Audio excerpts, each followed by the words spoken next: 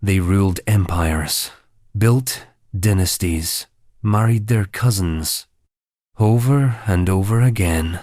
This isn't just a history of kings and queens, it's a centuries-long loop of bloodlines folding inward, where the family tree wasn't branching, it was curling in on itself. From royal cradles to locked towers, these 30 English royals didn't just wear the crown, they inherited every eerie, unsettling echo of their ancestors. Because in this house of mirrors, the face you marry might just be your own. Before we unravel the royal family tree like a tangled necklace of familiar faces, take a moment to subscribe to the channel. It helps us keep digging up the unsettling stuff that history politely tries to forget. And while you're here, where are you watching from? What time is it where you are? Drop it in the comments, because whether it's 3 a.m. or high noon, there's never a bad time for a little aristocratic déjà vu. William the Conqueror. It starts, as many blood-soaked dynasties do, with a man whose very name reads like the final boss of a morality play, William the Conqueror. Or, if you're feeling historically generous, William the First. The man who launched 1066 like a cannonball into the face of old England. The man who turned invasion into inheritance. And the man who, long before anyone could spell eugenics, married his third cousin once removed. Yes, Matilda of Flanders. A noble woman of severe breeding and faint reluctance who initially refused William's proposal with a royal slap to the ego. According to legend, because this is the kind of dynasty that runs on gossip with swords, William responded by dragging her off a horse by her braids. Naturally, she changed her mind. Their union required papal dispensation, not because of the hair-pulling, which apparently passed for courtship, but because they were just a little too related. The church, which liked to draw invisible lines between cousins like a paranoid genealogist with a moral compass, hesitated.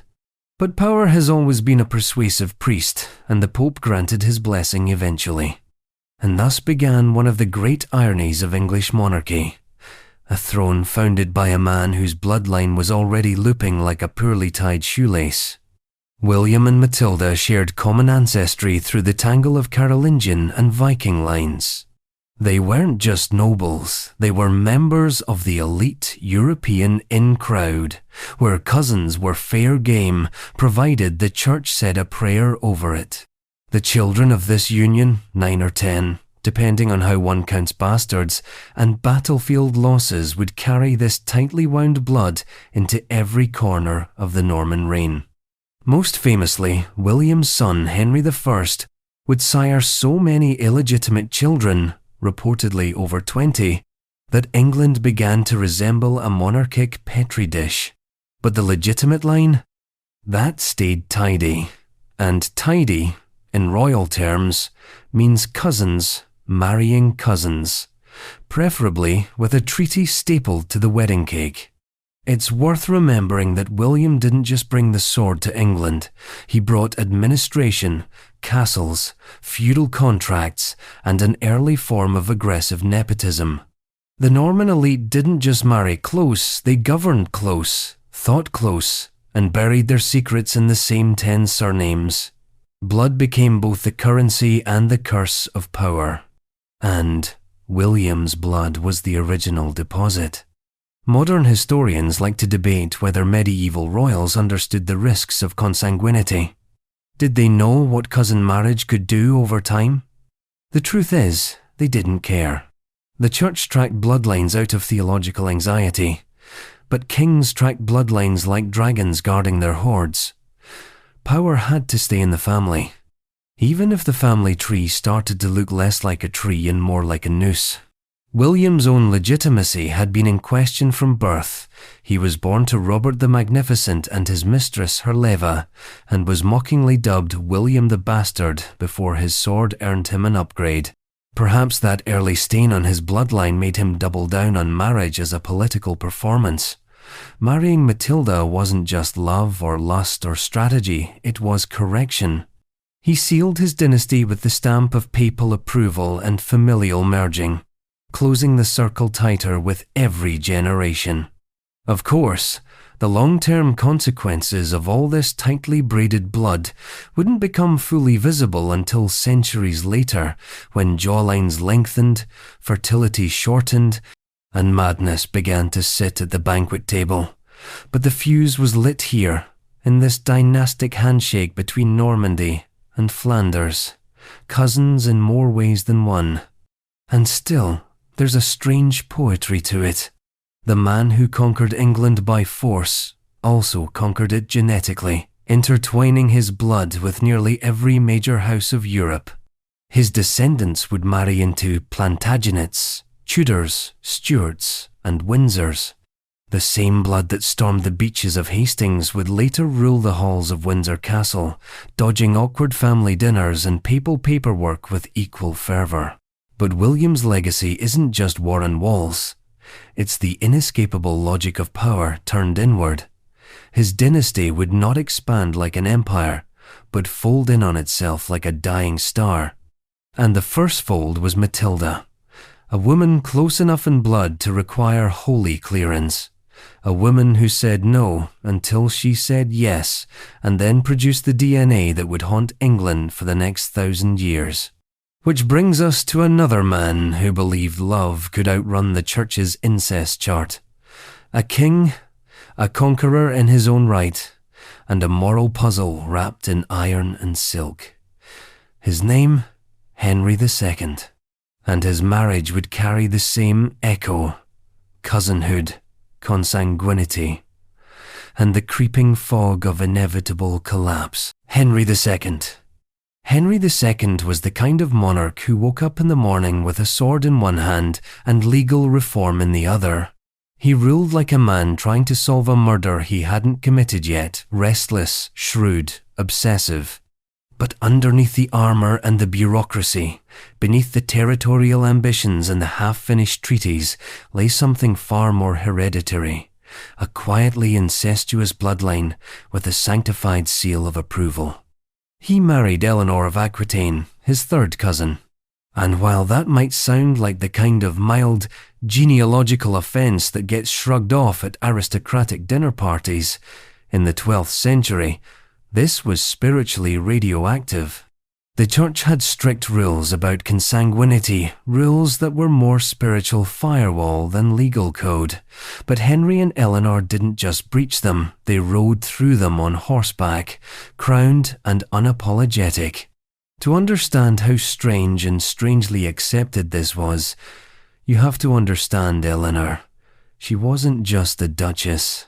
She was the Duchess, the richest woman in Europe, former Queen of France, patron of troubadours, and, eventually, Mother of Kings. Her first marriage to Louis VII had ended, ironically, over consanguinity. The church claimed they were too closely related, despite having spent 15 years together and producing 2 daughters. That marriage was annulled, which made Eleanor, for a brief historical moment, the most eligible bachelorette in medieval Europe. And then came Henry, younger than her by nearly a decade, possessed of a temper that made bishops nervous and nobles flinch. But more importantly, he was politically available and just distantly related enough to make things questionable. Third cousins share a set of great-great-grandparents. That's not eyebrow-raising in most royal circles, it's almost charming. But the church, at the time, considered even 7th cousins suspicious. Medieval theology treated kinship like mold. If it showed up in your basement, it was already too late. So Henry and Eleanor needed a papal dispensation, which they received in a flurry of political dust. The Pope might not have liked it, but he liked a stable Western Europe even more. The marriage was a geopolitical bomb. Together, Henry and Eleanor created what historians would later call the Angevin Empire, a massive sprawl of territories stretching from the Scottish border to the Pyrenees. England, Normandy, Anjou, Aquitaine, all bound by sword, law, and blood. And through it all, the whispers of inbreeding were drowned out by the thunder of empire building. But their marriage was not exactly harmonious. It was theatrical, erratic, and filled with the kind of domestic tension that makes historians switch to passive voice. Eleanor eventually led her sons in open rebellion against Henry, and he, like many men who saw himself as a righteous victim of female independence, imprisoned her for 16 years. Still, their legacy is not just one of dynastic drama, it's genetic. Their union produced 8 children, including 2 kings, Richard the Lionheart and King John. And this is where the bloodlines start to take on a fractal quality, because each of those children would, in turn, form unions that spun the familial threads tighter, not looser. By the time we reach John, the 3rd royal on our list, the royal gene pool is already swirling like a drained goblet. But before we get to John and his doomed cousine match, let's dwell for a moment on the moral contradiction of Henry II. Here was a man obsessed with order. He reformed the courts, expanded royal justice, centralized power. He tried to tame the church even as he married under its nose. He condemned the turbulence of feudal chaos while indulging in the very dynastic practices that seeded that chaos, marrying within his own kind, his own class, his own lineage. It's hard not to see it as a kind of philosophical doublethink. Henry sought control through laws, but his bloodline told a different story. One where control was an illusion, and the same names and faces kept reappearing in increasingly narrow combinations. And yet, history doesn't remember Henry as a product of inbreeding. It remembers him as a builder of systems, of empires, of legacies. His genetic choices are treated as footnotes, sidebars to the drama of kingship, but beneath the reforms and rebellions lies a much older instinct. Keep the blood close. Make alliances with your own. Protect the legacy by folding it in on itself. The result? A royal house that looked inward, again and again, until inheritance and identity became inseparable. Henry II wasn't just a king, he was a genetic echo chamber, amplifying the same notes his ancestors had hummed for centuries. And the irony is that, for all his power and planning, it's his son who wears the family contradictions like a crown of thorns. King John, a ruler so infamous that even Shakespeare couldn't quite rehabilitate him. His reign was a symphony of failure, but his marriage, that was a quieter scandal. He married his second cousin, because of course he did, King John. By the time King John dragged himself into power, the royal family tree was already wilting under the weight of its own ambition. And in John's case, it wasn't just ambition, it was paranoia, spite, and an inheritance soaked in sibling resentment. He was the youngest son of Henry II and Eleanor of Aquitaine, a man born into the last available throne in a family that had already used up all its good fortune. When he finally did become king, it wasn't a triumph, it was a bureaucratic accident. And, of course, he married his cousin.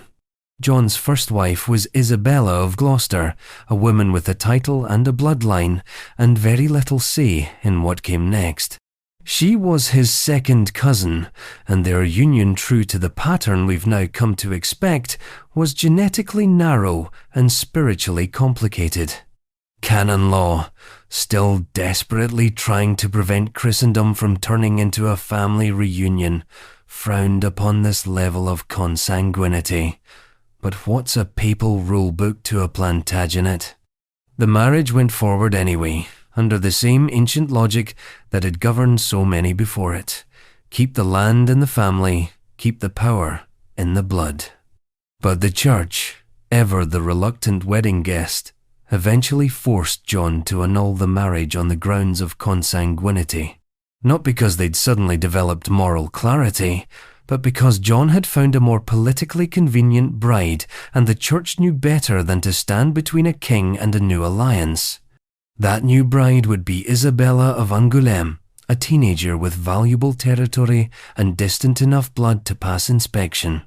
But Gloucester, his cousin, remained the ghost in the royal bedchamber, a silent witness to yet another dynastic experiment gone morally sideways.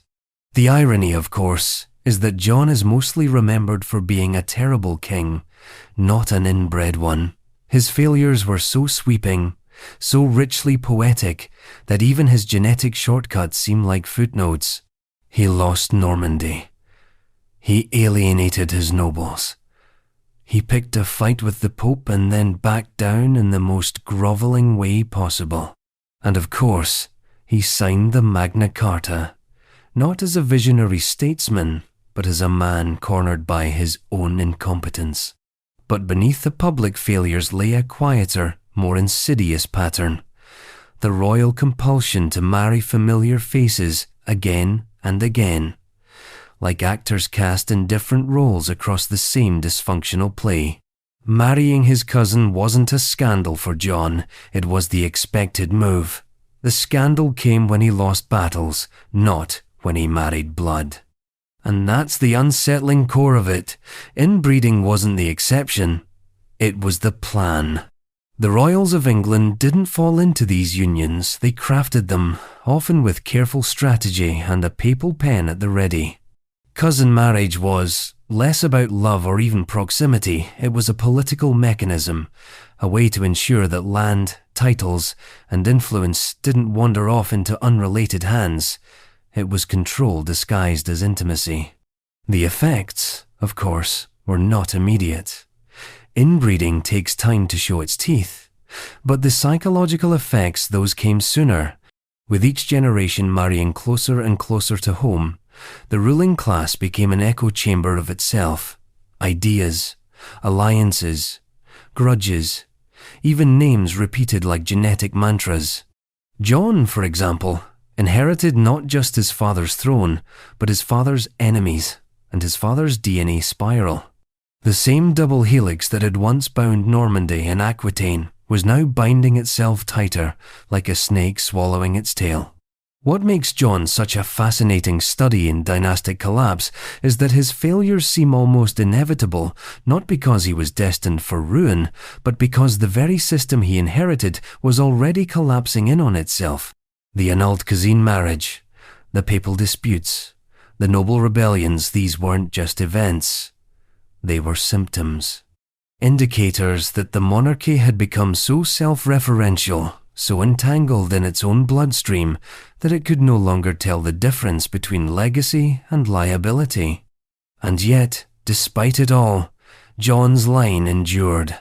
His son, Henry III, would reign for over 50 years. The bloodline, flawed and coiled as it was, kept breathing. Because royal blood, once set in motion, doesn't stop at cradles, but it continues. And the blueprint that had governed John's choice in brides, the merging of titles through cousinhood, would persist long after his body was buried and his charter sealed. Which brings us to a king who took that blueprint and made it majestic. A ruler who, in contrast to John's grim legacy, built his reign on ceremony, conquest, and pageantry. A man whose marriage, unsurprisingly, required a papal dispensation for marrying his second cousin. His name was Edward III, and his bloodline was already beginning to glow faintly at the edges. Edward III. By the time Edward III stepped onto the throne, the English monarchy had developed a taste for irony. This was a family that conquered by way of familiarity, ruled through repetition, and preserved its claim to power by marrying itself, over and over again. Edward III didn't just inherit a crown, he inherited a system of cyclical consolidation, where kings kept their enemies on the battlefield and their relatives in the bedroom. He married Philippa of Hainault, his second cousin. And while the court chroniclers dressed it up with poetic fluff and diplomatic necessity, the truth is as plain as it ever was. Edward married someone he already shared a considerable amount of DNA with. And not just any DNA. This was royal blood, which in medieval Europe meant genetically claustrophobic blood. Philippa was descended from the same noble web that entangled nearly every ruling house on the continent.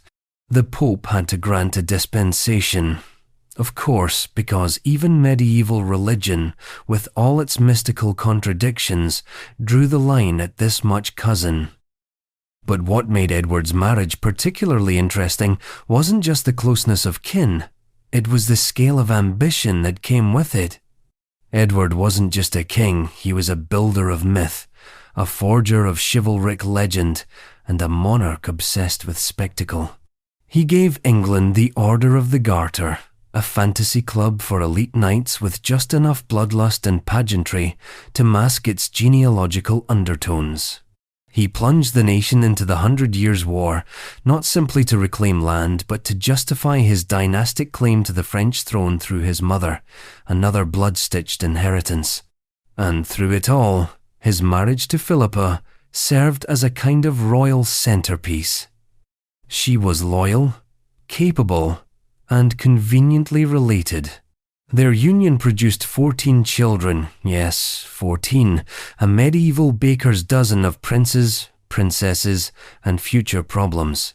And while that may seem like a testament to domestic bliss, it's worth remembering that every one of those children carried the compounded DNA of second cousins. The same genes, over and over, rearranged like a deck of cards with no new suits. Take a moment to imagine that. A royal nursery filled with infants who, on paper, had the most impeccable pedigrees in Europe, yet behind their titles were genomes stretched thin by centuries of intermarriage. And still, this was considered normal. In fact, it was desirable. The closer the blood, the safer the claim, the fewer the surprises. Of course, Edward's reign wasn't just about family strategy. He was a military king, known for victories at Crécy and Poitiers, for reshaping England's image abroad and strengthening the role of Parliament at home. But what gets overlooked in the glow of martial glory is how tightly his private life reflected the same compulsive symmetry. His son, Edward the Black Prince, would go on to marry another cousin, and the son after that would descend into madness. But it all started here with a marriage that required Rome's reluctant blessing and produced a generation of offspring caught in the echo chamber of royal genetics. It's easy to forget, under the gold leaf of history, how much of monarchy is repetition. Titles, rituals, names, they're all recycled, like heirlooms too sacred to discard. Edward III didn't just marry his cousin. He followed a template handed down to him like a royal seal. Because at this level of power, love is irrelevant, and even politics takes a backseat to preservation. It's not about new blood. It's about safe blood, predictable blood, recognizable blood. And the side effects? Well, they weren't felt immediately. That's the cruel trick of it. The consequences of repeated cousin marriage unfold in slow motion across generations. Mental illness, physical deformities, frailty of line, these didn't erupt under Edward. They simmered. They fermented in the corridors of inheritance, waiting for weaker kings and more desperate matches. Edward, by all accounts, remained strong and effective, which made it easier to forget that his children were walking proofs of concept for a system already teetering on the edge of collapse. Yet perhaps the most haunting thing about Edward III is not the wars he started or the dynasty he expanded, but how normal he made it all look. He was a king who reigned for 50 years, who played the long game, and who never once questioned the rules of the game itself. Marrying your cousin wasn't reckless. It was tradition. It was strategy. It was royalty distilled into its purest and most incestuous form. And so it makes perfect sense that his favorite son, the heir to his empire, and the shadow that would loom over England for a generation, would follow suit. Edward the Black Prince, a warrior, a romantic symbol, a man of destiny. And yes, another cousin marriage in full medieval bloom, Edward the Black Prince. Edward of Woodstock, better known as the Black Prince, wasn't a king, but only because fate, that petty and sarcastic playwright, refused to give him the final act. He was the eldest son of Edward III, heir apparent for most of his life, a legend in armour before he was old enough to collect a pension. He won battles in France, inspired fear in the hearts of his enemies, and was hailed as the perfect medieval knight.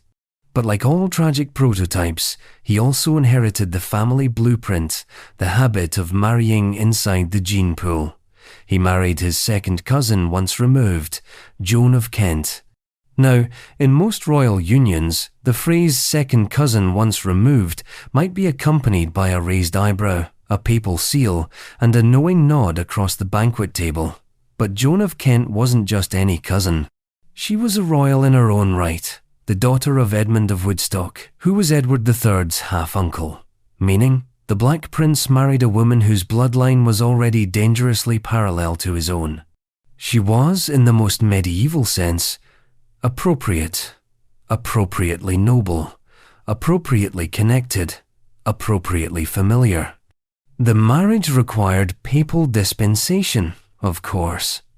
The Church, by this point, was issuing more marriage dispensations to English royalty than indulgences to repentant knights. And like always, it complied. The justification was simple: political necessity, dynastic advantage, and love. Supposedly, Edward and Joan were in love, which made the union seem more palatable to the public. A knight marrying for affection. How romantic, how quaint, how utterly irrelevant to the long-term problem of recursive DNA. And it wasn't just the genetic proximity that made their union a quiet hazard. Joan herself had a complicated romantic history, one that involved a secret early marriage, court disputes, and a reputation for beauty and scandal. She was called the Fair Maid of Kent, a title that sounds charming until you remember that most medieval nicknames doubled as subtle warnings. The Black Prince, for all his martial glory, married into his own bloodline, wrapped in political whispers. Their marriage produced 2 sons. One died young, the other, more famously, became Richard II, king at 10, deposed at 32, dead before 40. A monarch whose reign was haunted by instability, unpopularity, and deep psychological unease. Now, correlation is not causation, but when a child of second cousins grows up to govern like a paranoid ghost trapped in velvet, it's hard not to glance back at the family tree and wonder.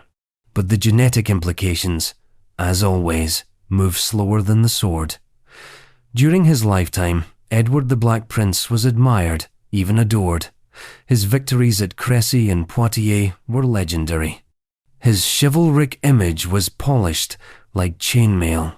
And yet, beneath the surface, the story of his life tells us something deeper. That even the most glamorous prince of his age could not escape the dynastic undertow pulling England closer and closer to hereditary entropy. Consider this. Edward was the product of Edward III and Philippa of Hainault, already a cousin marriage. Then he married Joan, another cousin, and their son, Richard II, would grow up in a court surrounded by uncles, cousins, and rivals who were all, quite literally, too close for comfort. The Plantagenet court wasn't just a political nest, it was a genetic spiral, tightening with every generation. And yet, at the time, none of this looked like a mistake. This was the system. Keep the blood pure, keep the lands consolidated, marry someone you trust, and what's more trustworthy than your own kin? The logic of it is hypnotic in its simplicity. It explains why Edward, who could have had any noblewoman in Europe, chose Joan, not just because of love, but because of structure. Royal structure rewards familiarity. Deviating from the plan was dangerous. Sticking to it was tradition, but the price was already being calculated, not in Edward's lifetime, but just around the historical corner.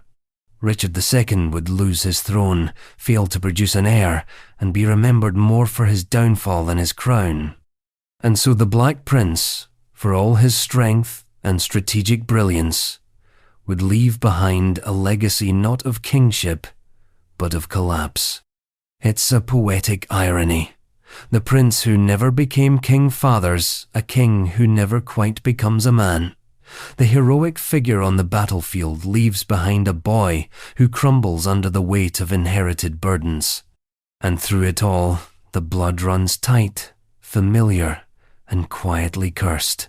Which brings us, naturally, to that boy Richard II, a child king bred from royal repetition, who would marry yet another cousin as if attempting to rewrite fate with the same tired ink. His story? It's a lesson in what happens when a monarchy starts to mistake resemblance for strength. Richard II. Richard II was born into a world where the throne was more bloodline than destiny, more math than magic.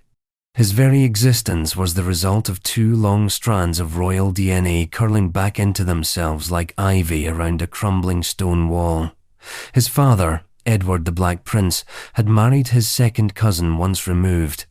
His mother, Joan of Kent, was herself a royal product of tangled roots and repeated surnames.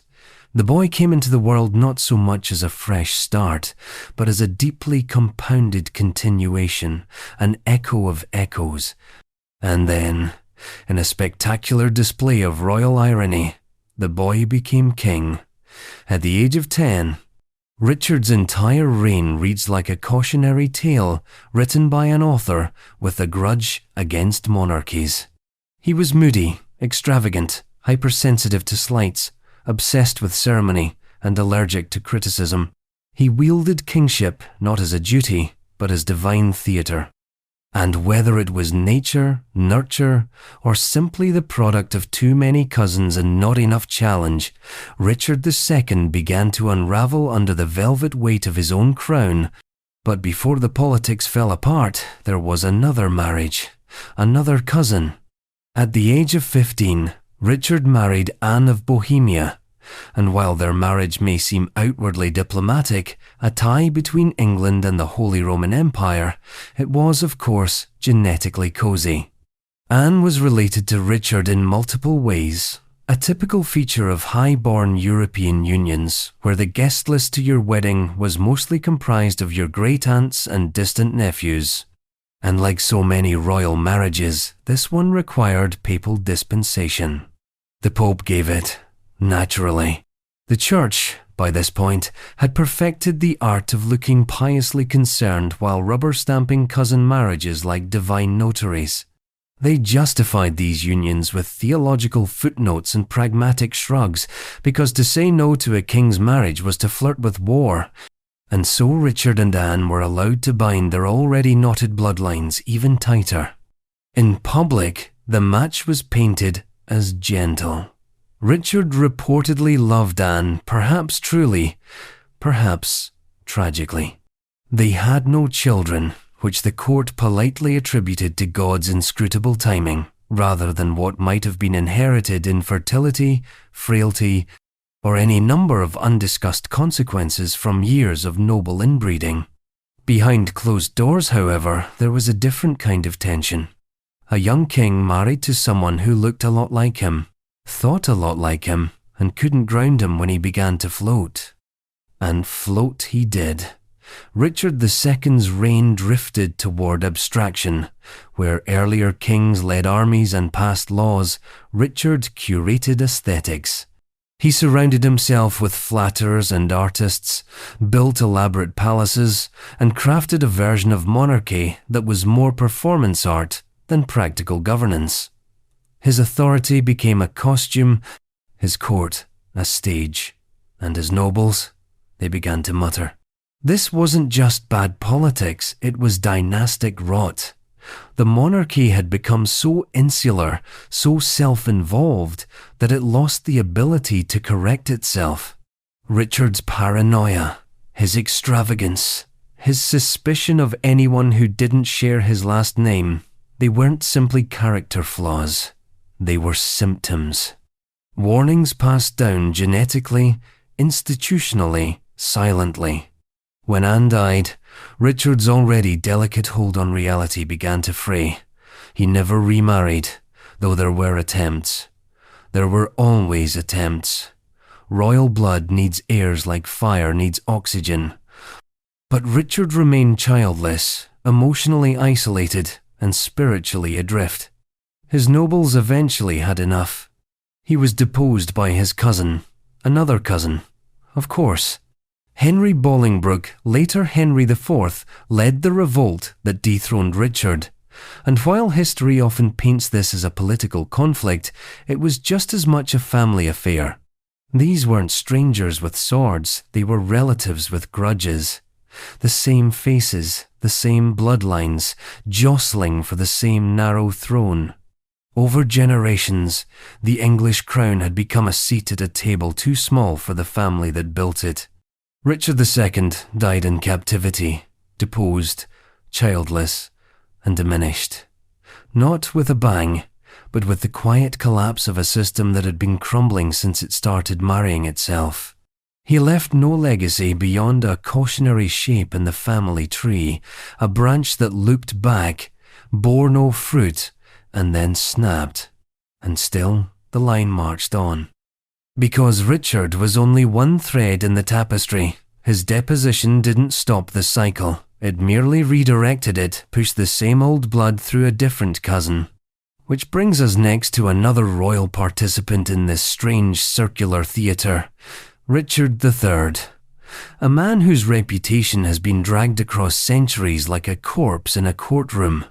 A villain to some, a misunderstood reformer to others, but always, always, another heir with a wife suspiciously close to home, Richard III.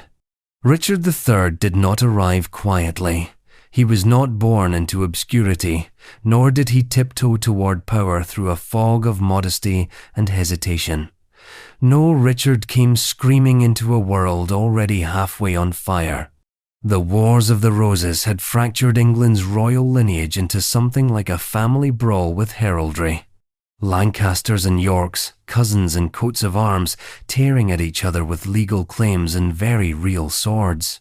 And Richard, he was purebred from both sides of the disaster. A perfect specimen of dynastic recycling. He married Anne Neville, his first cousin once removed.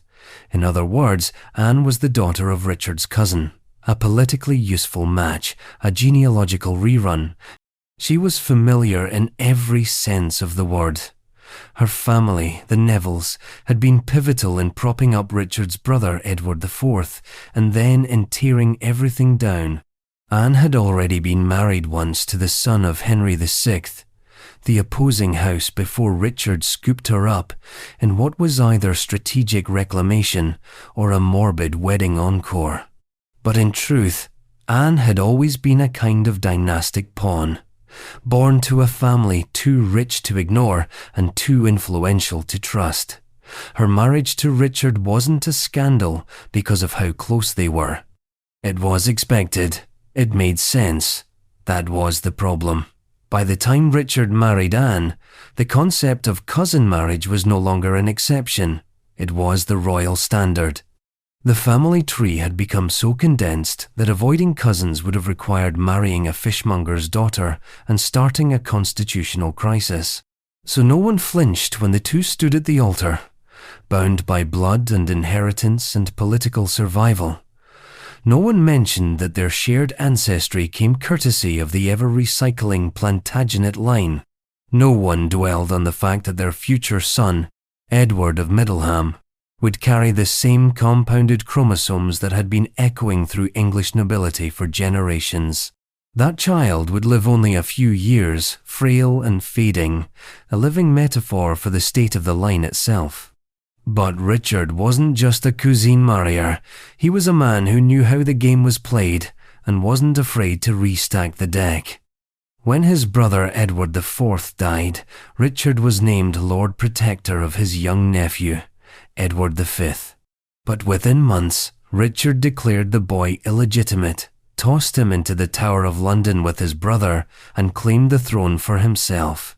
The boys disappeared, the crown remained, and Richard became a king. Now, people have spent centuries debating whether Richard was a villain, a pragmatist, or merely unlucky. Shakespeare painted him as a twisted schemer, a limping gargoyle of ambition and deformity. Later, revisionists tried to rescue him from the bard's slander, offering portraits of a capable, if controversial, ruler. But no matter which version you believe, one fact refuses to be rewritten. Richard III was yet another monarch produced by and participating in a system of dynastic entanglement so deep it made treason and marriage two sides of the same coin. His wife, Anne, died young. Their son died younger. And with them, the hope of a stable, genetically continuous Yorkist line crumbled. When Richard fell at the Battle of Bosworth Field, hacked down by Lancastrian forces and replaced by Henry Tudor, later Henry VII, it marked the end of Plantagenet rule, but not the end of Plantagenet blood. Because the Tudors, naturally, were also related. You'd be hard-pressed to find any claimant who wasn't. Richard's death is often dramatized as the final gasp of medieval kingship, a horse for a kingdom, a tyrant undone. But maybe, more accurately, it was the culmination of a lineage eating itself alive. His body was later found buried beneath a car park in Leicester, unmarked, forgotten, folded in the dirt like a lost relic. Fitting, really. A man descended from countless kings, laid to rest beneath a modern symbol of stop-and-go anonymity. And yet, he remains memorable. Not because of what he achieved, his reign lasted barely 2 years, but because of what he represented. The final act in a family drama that had been playing out for centuries. Cousin marries cousin, nephew dethrones uncle, lines blur between kinship and conflict. Richard III wasn't an aberration. He was the logical conclusion. But the story doesn't end in the mud of Bosworth. It shifts, like all royal stories do, into a new house built on old bricks. The Tudors rise, and with them, a new effort to consolidate and cleanse the monarchy, through marriage, of course. Strategic, powerful, and yes, still in the family. Up next, George, Duke of Clarence, Richard's brother. Another man who married within reach, within reason, and within the same ancient bloodline he would ultimately drown in. George, Duke of Clarence. If Richard III was the final act of a collapsing royal experiment, then George, Duke of Clarence, was its chaotic middle chapter, the brother who wanted the crown, drank like it was diplomacy, and married his first cousin once removed like it was just another step on the long staircase to power. George was many things. Ambitious, reckless, paranoid, and ultimately doomed. But above all, he was a perfect reflection of what happens when royal bloodlines turn into Mobius strips. Born the middle brother between Edward IV and Richard III, George was the classic second son, too close to power to ignore, too far to inherit cleanly. He was crowned with opportunity and poisoned by proximity. And so, like any self-respecting Plantagenet in the late 15th century, George married the nearest eligible cousin he could get his hands on, Isabel Neville. Now, Isabel wasn't just a cousin. She was the daughter of Richard Neville, the Earl of Warwick, nicknamed the Kingmaker, a man who played English politics like a pyromaniac in a fireworks factory. Warwick had spent years engineering thrones, marriages, and betrayals, and George's marriage to Isabel was no exception. It was power by blood and blood by design. Through Isabel, George plugged himself directly into the Neville fortune, and more importantly, into a higher tier of legitimacy. Because in royal politics, marrying the right cousin doesn't just make you an insider, it makes you inevitable. Of course, papal dispensation was required. Again, as always. The church pretended to hesitate, drew some holy lines on a medieval marriage chart, and then approved the union with the same weary hand that had blessed countless other genetically familiar weddings. Morality, by this point, was an accessory to power, and George knew it. But the marriage wasn't just convenient, it was also suffocating. Isabel and George produced 2 children who would become pawns in even more dynastic squabbles.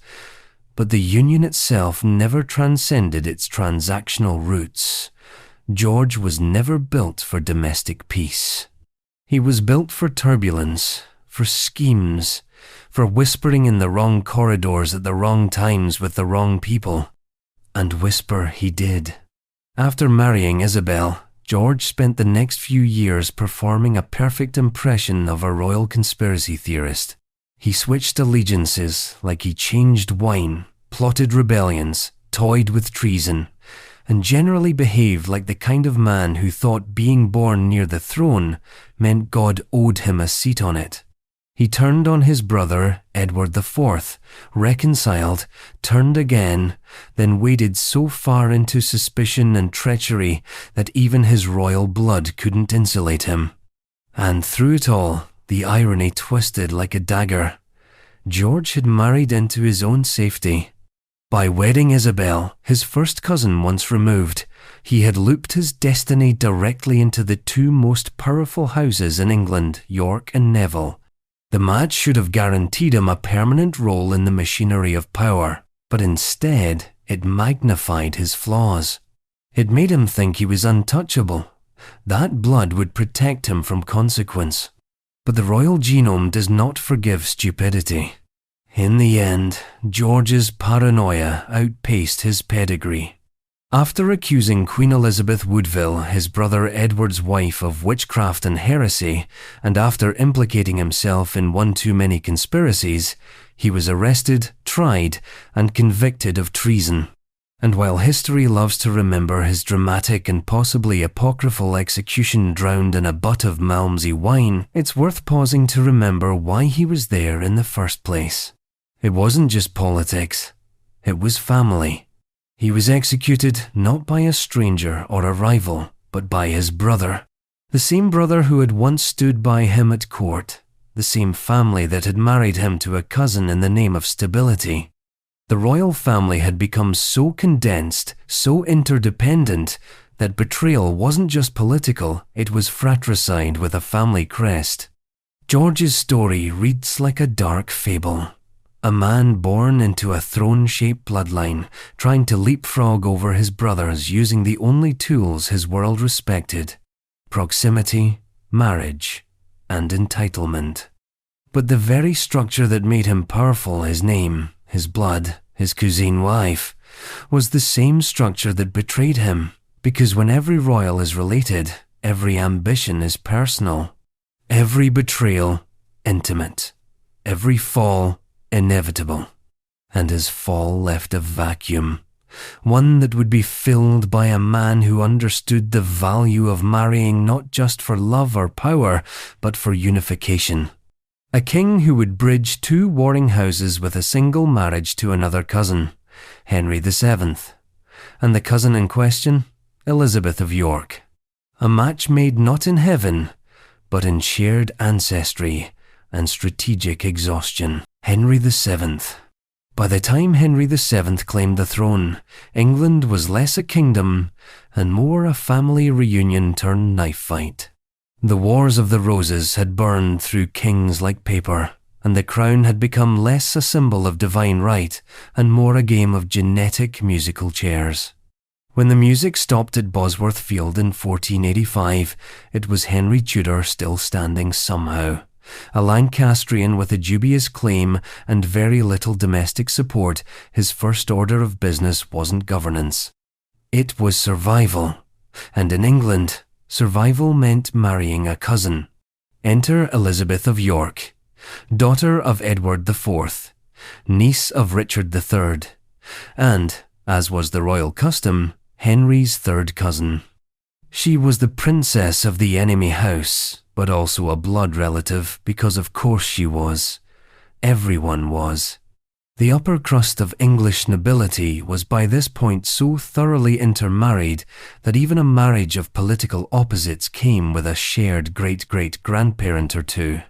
Henry's union with Elizabeth wasn't just reconciliation, it was recursion, the warring branches of Plantagenet blood coiling back around themselves like ivy on a gravestone. The symbolism of the marriage was powerful. Two roses, red and white, combining into a single emblem, the Tudor rose. A wedding that promised unity, healing, a new dynasty rising from the ashes of cousin-on-cousin conflict. But behind the pageantry was the same old playbook: marry within the bloodline, legitimize your claim, and reinforce the cycle. The truth was, Henry VII needed Elizabeth more than she needed him. His claim to the throne came through his mother, Margaret Beaufort, who was descended from John of Gaunt via an illegitimate line that had only recently been retroactively legitimized conveniently, with the caveat that said line couldn't actually inherit the crown. In marrying Elizabeth, Henry gave himself something that couldn't be retrofitted by Parliament, a direct link to Edward III through the Yorkist line. Blood spoke louder than legislation, and cousin blood spoke clearest of all. And yet, this wasn't a love story.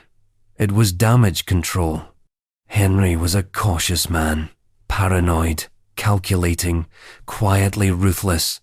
His reign was defined by account books and informants. He kept his court lean, his enemies watched, and his wife Elizabeth at a ceremonial distance. She performed her duties, she produced heirs, she smiled in portraits. But she was also a constant, living reminder that Henry's crown was worn by a man who had to marry his rival's daughter to secure it. Together, they had several children. The most famous, of course, was Henry VIII, who would later elevate royal inbreeding to new operatic heights. But the Tudor line as a whole carried the double imprint of Plantagenet legacy through both Henry and Elizabeth. This wasn't just keeping it in the family. This was a loop sealed shut, the Yorkist and Lancastrian claims merging in the form of children whose gene pool was more like a royal fountain. What's striking is how few people at the time raised an eyebrow at the consanguinity. By the standards of noble Europe, third cousins marrying was practically progressive. The church gave its blessing without much resistance. Everyone knew the game. The real issue wasn't genetic, it was political. Would the Yorkists accept a Lancastrian king? Would Henry's children inherit both legacies or be rejected by both sides? That was the gamble. That was the strategy. But buried beneath the politics was the quiet, relentless logic of dynastic repetition. The Tudors marketed themselves as a fresh start, a new house. But their foundation was the same recycled DNA that had powered the Plantagenets and fractured England for generations. Their portraits may have looked different, their crests more symmetrical, but their blood carried the familiar weight of too many unions between too few families. Henry ruled cautiously until the end of his days.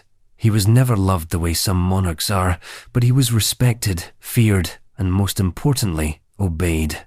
His marriage to Elizabeth lasted, officially harmonious, quietly formal. When she died, he mourned her in the restrained, solitary way only a Tudor could. And then he continued ruling, alone, as if marriage had been just one more instrument in his orchestral control of the state.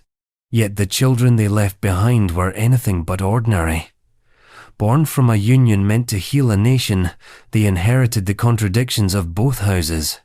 They were Tudors with Yorkist veins, unifiers with unstable bloodlines, and one of them, in particular, would become the most notorious monarch in English history. He would marry 6 times, obsess over heirs, and rupture the Catholic Church over a question of legitimacy. But before all of that, before the wives and executions and choirs of scandal, he was just the son of 2 third cousins, born of peace, forged from incest. His name, Henry VIII. and his marital history makes the previous family weddings look like rehearsals. Henry VIII. If royal inbreeding had a theatrical climax, it was Henry VIII, a man with the appetite of a despot and the insecurities of a middle child. He didn't just inherit the compounded bloodlines of centuries of cousin marriages, he embodied them, wore them like a second crown. He was the product of Henry VII and Elizabeth of York, third cousins, yes, but that's merely the headline. Their shared ancestry was a knotted tapestry of Plantagenet loops and Lancastrian Yorkist intermingling, all sealed with a royal stamp and a shrug from Rome. And from this concentrated lineage emerged a monarch obsessed with lineage. Henry's reign would be defined by one thing: succession, not governance, not conquest, not faith, though all of those would be sacrificed in the process. What haunted Henry was the same ghost that lingered in every royal nursery for generations: the fragility of a royal bloodline stretched too thin. The Tudor dynasty was young, its roots shallow, and its future, as far as Henry saw it, depended on his ability to produce a legitimate male heir. One who carried the right blood, the correct blood, but not too much of it. Enter Anne Boleyn. But before her, there was Catherine of Aragon, Henry's first wife, a politically arranged union, sanctioned by the Pope, and riddled with contradiction from the start. Because Catherine wasn't just a foreign princess, she was the widow of Henry's brother, Arthur. In the eyes of canon law, this made the marriage problematic. Technically, marrying your deceased brother's wife was considered incestuous not because of shared blood, but because of spiritual affinity. The idea was that sleeping with someone related by marriage was nearly as dangerous as sleeping with someone related by blood. But Henry, like every king before him, wasn't going to let doctrine get in the way of dynasty. He got his dispensation, married Catherine, and prepared to flood the kingdom with heirs. It didn't happen. The marriage yielded one surviving child, Mary. Several pregnancies ended in miscarriages or early deaths, and for Henry, each failed pregnancy wasn't just a personal loss, it was a dynastic crisis. His obsession with succession turned pathological. He began to suspect divine punishment, or perhaps he feared something deeper, something woven into the very fabric of the royal bloodline. What if the problem wasn't Catherine? What if the problem was the system that had produced them both? But self-reflection was never Henry's strong suit. Instead, he fixated on Anne Boleyn. Younger, ambitious, politically clever, and, importantly, not his cousin in the immediate sense. She represented a break from the old pattern, at least cosmetically. But Anne was related to Henry too, of course. The Boleyns weren't commoners. They were distant kin, rising through the ranks via clever marriages and careful service. Anne's mother, Elizabeth Howard, came from a noble line with shared ancestry stretching back into the same cloudy pool of medieval relations that connected nearly all English nobility. The Church, once again, frowned. The Pope refused to annul Henry's marriage to Catherine. Not because of piety, this was the Renaissance papacy, after all, but because politics made it inconvenient. And so, Henry broke with Rome, created his own church, declared himself supreme head, all for a marriage that the Vatican had deemed too complicated to unravel. And so he married Anne. This time, there was no papal blessing, just royal decree. And the justification wasn't moral, it was biological. Henry needed a son. Anne would give him one. She didn't point, she gave him Elizabeth. And so the cycle repeated. 6 marriages, 6 attempts to solve the same problem with different variables. But the bloodlines never changed. Jane Seymour, Henry's third wife, and the only one to bear him a surviving male heir, was descended from Edward III, same as Henry. Catherine Howard, a cousin of Anne Boleyn. Catherine Parr, tied into the same courtly web. The names changed. The genetics rarely did. Henry VIII wasn't just a serial husband. He was a dynastic algorithm, endlessly recalculating the equation of legitimacy and inheritance and getting the same results. He looked for purity in a bloodline that had already been distilled into near irrelevance. He tore apart the church, shattered alliances, executed wives, and reshaped English identity, all while repeating the same ancient logic: keep the power in the family. And what did it get him? 3 children, none of whom had children of their own. Mary I, daughter of Catherine, plagued by instability. Elizabeth I, daughter of Anne, powerful but famously unmarried. Edward VI, son of Jane, dead at 15. The Tudor line, for all its fury and force, ended in genetic silence. But the blood, that ever-compromised royal blood, did not vanish. It trickled sideways into cousins, dukes, and claimants waiting in the shadows, into houses that would rise in the next chapter of this dynastic relay. One of those houses carried a familiar name, Stuart, and with them a marriage that would once again unite a crown and a cousin. William III, first cousin to his wife, king by invitation, nephew by birth. William III. By the time William III arrived on the English throne, the monarchy had traded its swords for treaties and its scandals for legislation, or so it liked to pretend. The year was 1689. England was recovering from the convulsions of civil war, regicide, restoration, and the kind of religious whiplash that made everyone suspect their neighbour of treason. And then, into this finely tuned paranoia stepped William of Orange, Dutch-born, Protestant, politically surgical. A foreigner to the English, yet profoundly familiar in one particular way. He married his cousin.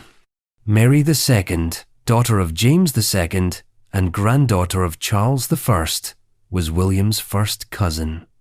Not second, not once removed, first. They shared grandparents. They were, by blood, as closely related as 2 monarchs could be without breaking into full sibling territory.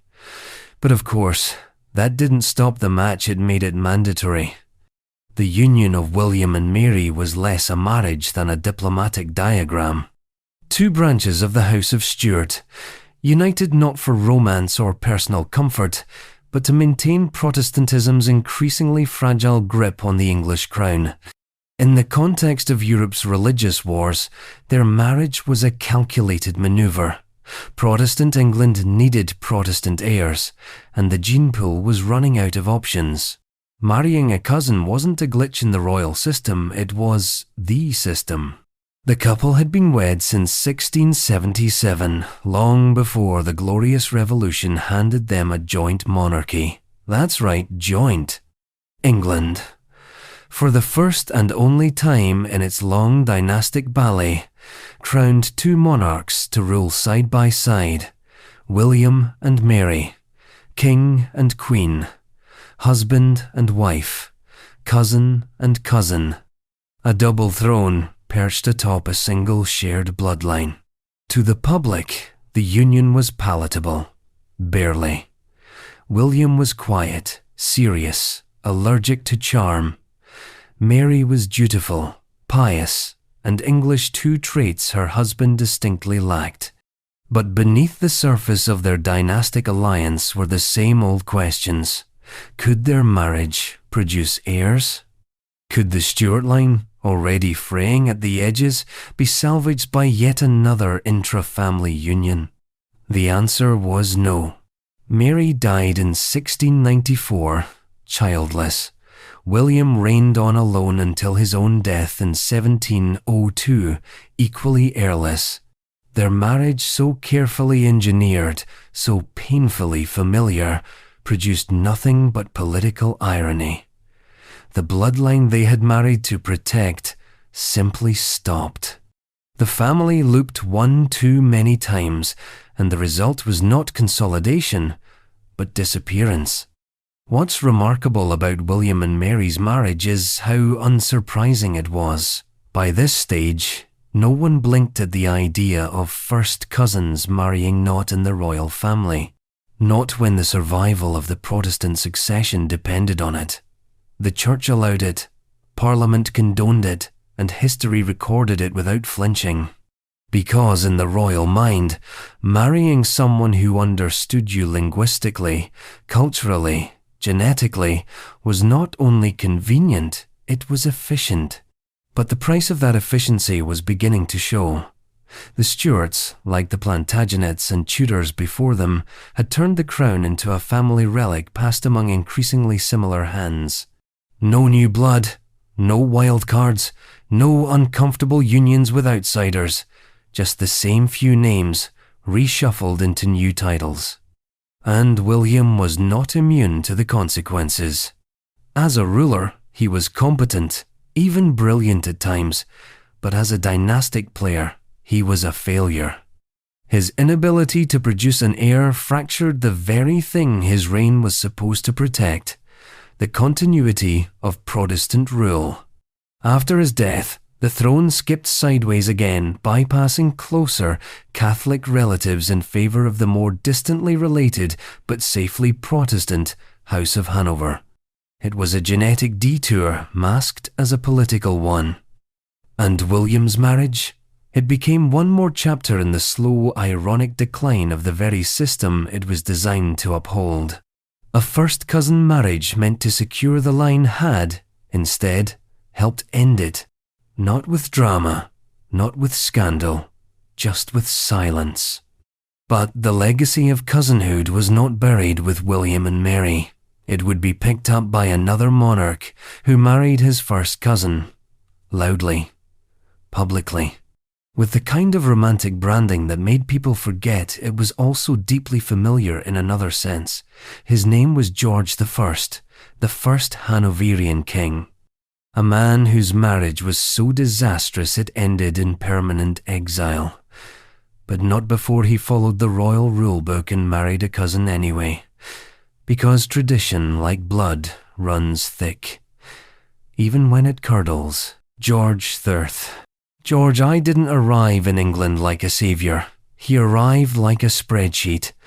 Appointed not because he inspired loyalty or commanded awe, but because, on paper, he was the safest Protestant left. His claim to the English throne wasn't born from charisma, conquest, or even public demand. It was born from a lineage so precisely, painfully curated, that it ignored over 50 more senior claimants because they were Catholic.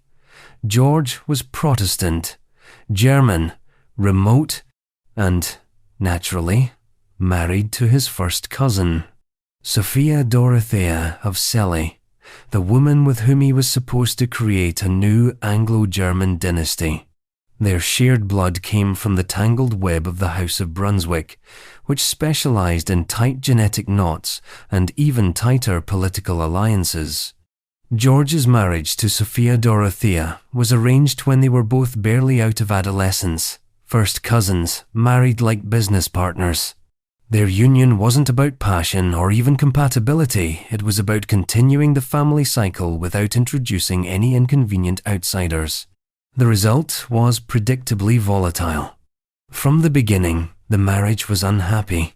George was cold, methodical, and emotionally impenetrable, a man more comfortable with troop placements than human ones.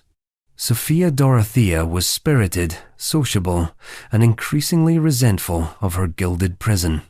Together, they were like two threads twisted against each other, bound by blood but constantly pulling in opposite directions.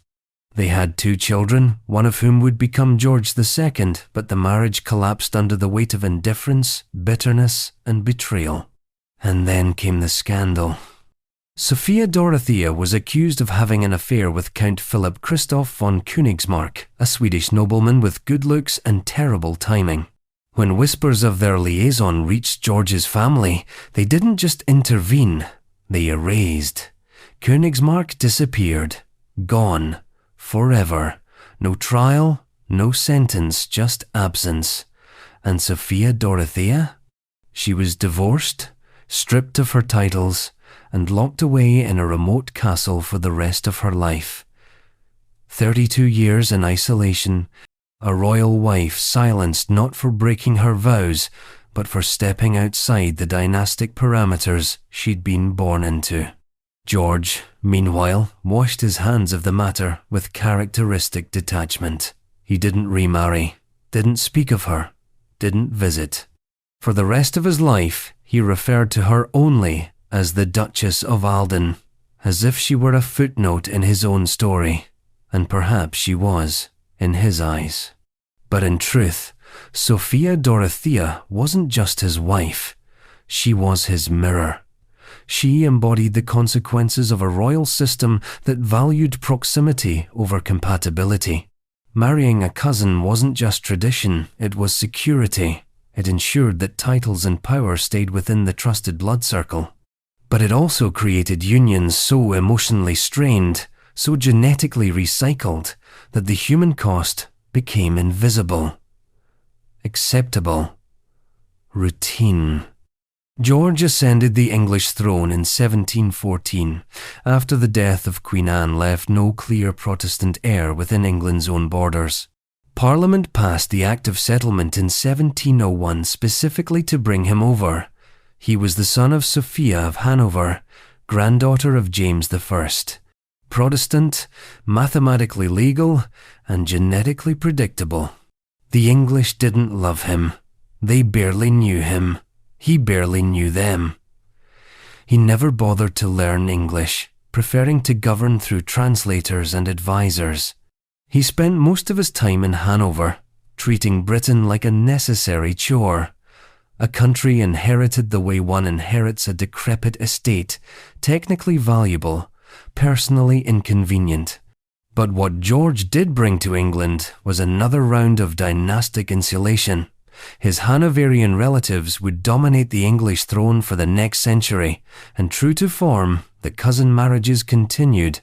George's own children and grandchildren would marry within the same circle of Germanic royalty, maintaining that familiar pattern of noble names, recombining like a deck of slightly bent cards.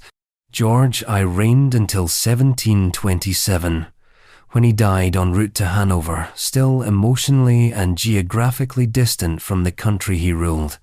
His death, like much of his life, was quiet, bureaucratic, and devoid of romantic narrative. But his marriage, his first cousin match with Sophia Dorothea, left a legacy that echoed through the royal family long after his body was placed in its German tomb. Because while George I may not have inspired passion, rebellion, or reverence, he did reinforce the one constant of royal life, the preference for familiarity over function. Even if that familiarity came in the form of a cousin who would later be imprisoned for life, even if it ended in silence, even if the entire structure began to rot from the inside out. And the rot didn't stop with George. His descendants would carry it forward, some with grim efficiency, others with theatrical failure. But few would embody both better than his great-great-grandson, George IV. A man who married his first cousin, turned his personal life into national spectacle, and proved that inbreeding, scandal, and royal privilege could still draw a crowd. George IV. George IV was not a man designed for restraint. He was excess incarnate, extravagant, theatrical, and perpetually allergic to good judgment. The kind of monarch who never encountered a mirror he didn't salute, or a scandal he didn't escalate. His reign, which formally began in 1820 but effectively started during his regency in 1811, was less about ruling and more about parading through fashion, through architecture, and, of course, through dysfunction. But behind the glittering surface of his lifestyle, behind the drama, debt, and self-importance, lay something very old, very royal, very expected. He married his first cousin. Caroline of Brunswick, daughter of the Duke of Brunswick-Wolfenbüttel and Princess Augusta of Great Britain, who happened to be George's paternal aunt. That made Caroline and George first cousins, no footnotes needed. Their shared ancestry was not some obscure detail buried in generations past. It was recent, immediate. Everyone at court knew. And as usual, no one really cared except the people involved. The match was arranged like so many royal marriages before it, with a map, a ledger, and a prayer that they wouldn't try to kill each other on the honeymoon. George, having already entangled himself in an illegal and secret marriage to the Catholic commoner Maria Fitzherbert, whom he'd fallen for despite every religious and dynastic law against it, was forced into this cousinly union as damage. Control. Parliament would not pay his debts unless he married someone suitable. And suitable meant Protestant, noble, and, ideally, someone who could be traced back to the same small pool of royal DNA. Caroline fit the bill. She was noble, Protestant, and, as a bonus, related. Perfect. They met just days before the wedding. He was drunk. She was unimpressed. According to court rumour, and this was a court built on rumour, George took one look at Caroline and asked for more brandy. The wedding went forward anyway, a ceremony held together by powdered wigs and clenched teeth. It was the kind of union that proved just how far the monarchy had drifted from human compatibility. Their mutual dislike wasn't personal, it was genealogical inevitability wearing perfume. Their marriage lasted exactly long enough to produce a child, Princess Charlotte, before collapsing into theatrical disaster. George retreated to his mistresses and opium. Caroline retreated to the continent, hurling accusations of cruelty and neglect behind her like confetti. What followed was not merely a private separation, but a national embarrassment. Public trials, investigations into alleged affairs, cartoons, pamphlets, and parliamentary debates. Caroline became a symbol of royal hypocrisy, a living contradiction to the monarchy's carefully maintained public image. And through it all, no one ever said, maybe marrying your cousin was a bad idea. Because it wasn't considered a bad idea, not then. It was royal protocol. It kept the crown close, the blood pure, the alliances manageable. The fact that George and Caroline could barely tolerate each other wasn't seen as a design flaw, it was collateral damage. But the real tragedy wasn't their marriage. It was their daughter, Princess Charlotte, the only child of George and Caroline, was the great dynastic hope of the time. Beloved by the public, seen as a fresh start in a monarchy thick with scandal and repetition. She died in childbirth at 21, along with her stillborn son. Her death didn't just rob the crown of its future, it exposed the fragility of a lineage built on too many cousin marriages and too few healthy outcomes. With Charlotte gone, the pressure to produce an heir shifted sideways onto George's siblings, most of whom were aging, eccentric, or otherwise unsuited for dynastic success. This led to a bizarre race among the king's brothers to marry, reproduce, and secure the line. It was, quite literally, a panic of genetics. And as always, the pool of acceptable brides was small. Very small, many of them cousins. George IV eventually became king, but by then he was more symbol than sovereign. Bloated by indulgence, imprisoned by his own theatrical legacy, and estranged from anything resembling affection. When Caroline returned to England for his coronation in 1821, she was denied entry. She died weeks later. George, for his part, grieved only in silence, if he grieved at all. His reign left behind no heirs, no reforms, no real change. Just another chapter in the monarchy's ongoing obsession with itself. George IV didn't reinvent royal dysfunction, he merely inherited it, amplified it, and polished it in gold leaf. And yet, for all his personal failures, George played his part.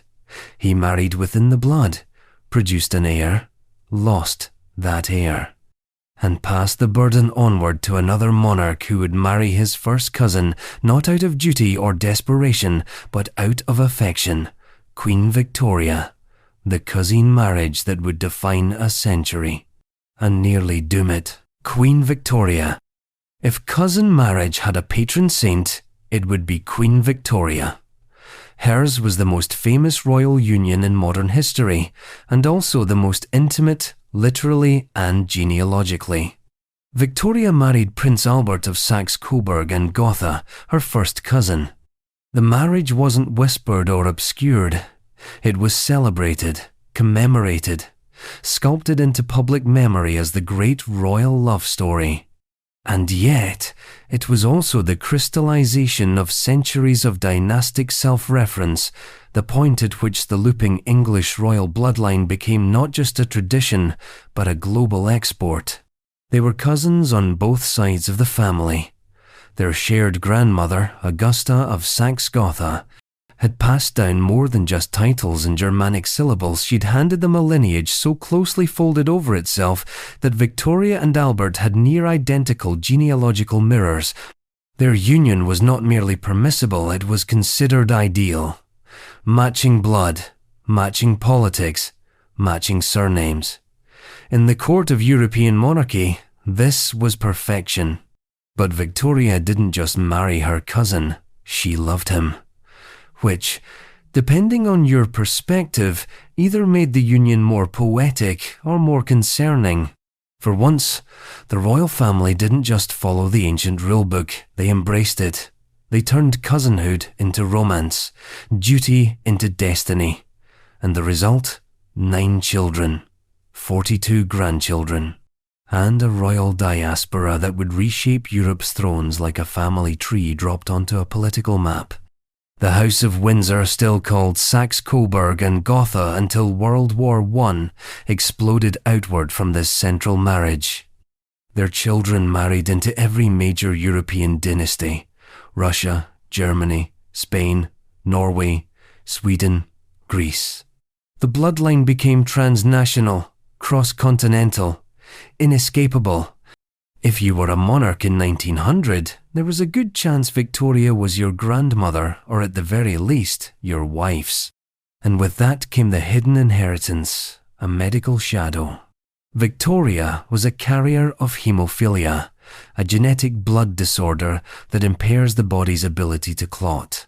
She passed it on to several of her children and grandchildren, most famously to her son Leopold and to the Russian royal family through her granddaughter Alexandra, the last Tsarina. The so-called royal disease did not appear from nowhere. It emerged from within, not from Victoria alone, but from a long, unchecked history of genetic recycling that had now reached the limits of plausibility. Still, Victoria remained the monarch who made cousin marriage fashionable. She wielded her lineage like a scepter. She and Albert weren't just sovereigns, they were symbols of domestic virtue. The Victorian age was one of control, morality, and decorum, all resting on the foundation of a love story that was also a genetic loop. The irony was thick. A nation obsessed with propriety was ruled by a couple who'd replicated their own family tree. And it worked, at least on the surface. Victoria's reign lasted over 60 years. She outlived her beloved Albert by 4 decades and never stopped mourning him. She wore black for the rest of her life. But she also wielded power with a shrewd understanding of public image.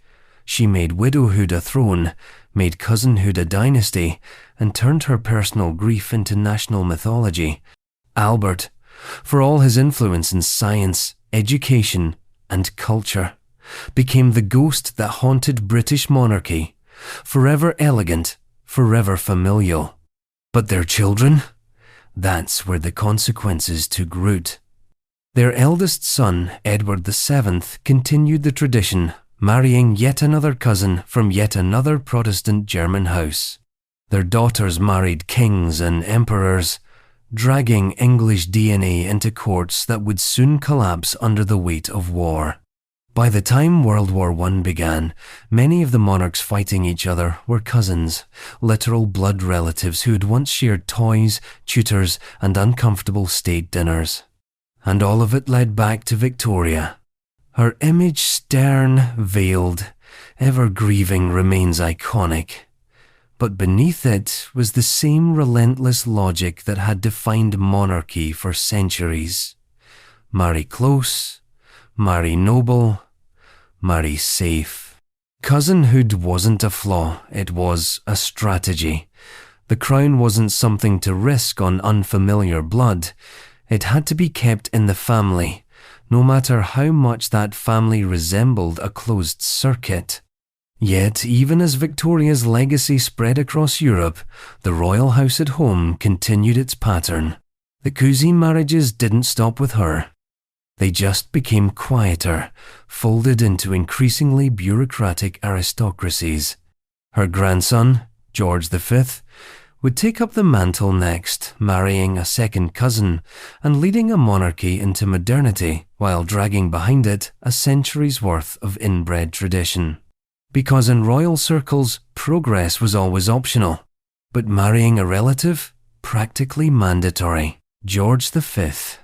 George V ruled a kingdom, stumbling into modernity with its shoelaces tied together. His was a reign defined by upheaval, world wars, revolutions, the collapse of empires, and the slow erosion of the divine sheen that once clung to monarchy like royal dust. But George wasn't built for revolution. He was built for duty, for formality, for cousin marriage. In 1893, he married Princess Mary of Teck, his second cousin. A woman of impeccable breeding, respectable personality, and, most crucially, the right kind of relation. Their shared ancestry came through George III, making them second cousins by blood and equals by royal expectation. Mary was the great-granddaughter of George III. George V was his great-great-grandson. The match was close enough to keep the bloodline tight, but far enough to avoid raising the collective eyebrow of Europe's increasingly weary genetic counsellors. Of course, Mary had originally been engaged to George's older brother, Prince Albert Victor, the same brother whose sudden death in 1892 left a hole in the line of succession and an unclaimed fiancée. Rather than let that connection slip into historical obscurity, the family reassigned her. In a move that felt less like courtship and more like administrative reshuffling, Mary was redirected to George. The paperwork, so to speak, was barely cold. It was practical, it was efficient, it was deeply royal. And it worked, in its own unromantic way. George and Mary had 6 children, 5 survived to adulthood. Their family portrait looked like an advertisement for imperial continuity, neatly dressed, perfectly posed, utterly unreadable. Their reign was marketed as stability during an age of chaos.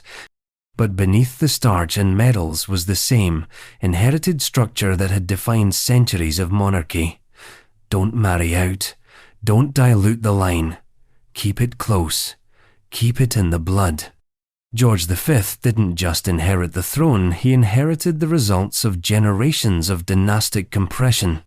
By the time he ascended in 1910, the monarchs of Europe were less a political class and more a family reunion that happened to run countries. George himself was first cousin to both Kaiser Wilhelm II of Germany and Tsar Nicholas II of Russia. 3 empires, 3 thrones, 3 men raised on the same silver spoons, all tied together by Queen Victoria's relentlessly reproductive legacy. World War I turned those familial bonds into tragic absurdity. Cousins at war, letters between monarchs signed Nicky and Georgie, even as their armies tore each other apart. The royal families had become so entangled that the politics of state couldn't help but clash with the politics of blood, and the consequences were catastrophic. 2 of those 3 cousins, Wilhelm and Nicholas, would lose their thrones. 1 would lose his life. George, through caution or luck, held on. But survival didn't mean innocence. During the war, Anti-German sentiment in Britain reached a fever pitch. The royal family's name, House of Saxe-Coburg and Gotha, sounded too foreign, too Teutonic, too cousiny. So George rebranded. In 1917, he officially renamed the family the House of Windsor. A new name, an old strategy.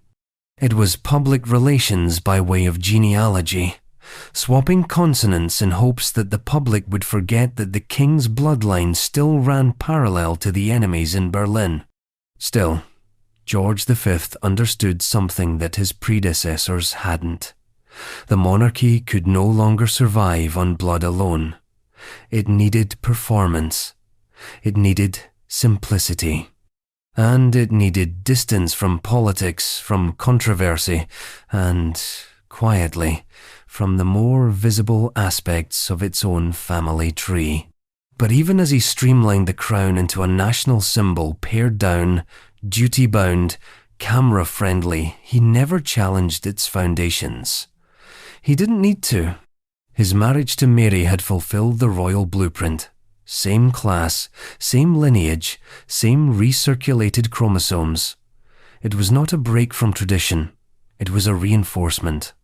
And that tradition would continue. Their sons, especially Edward VIII and George VI, inherited not just the throne, but the expectations that came with it.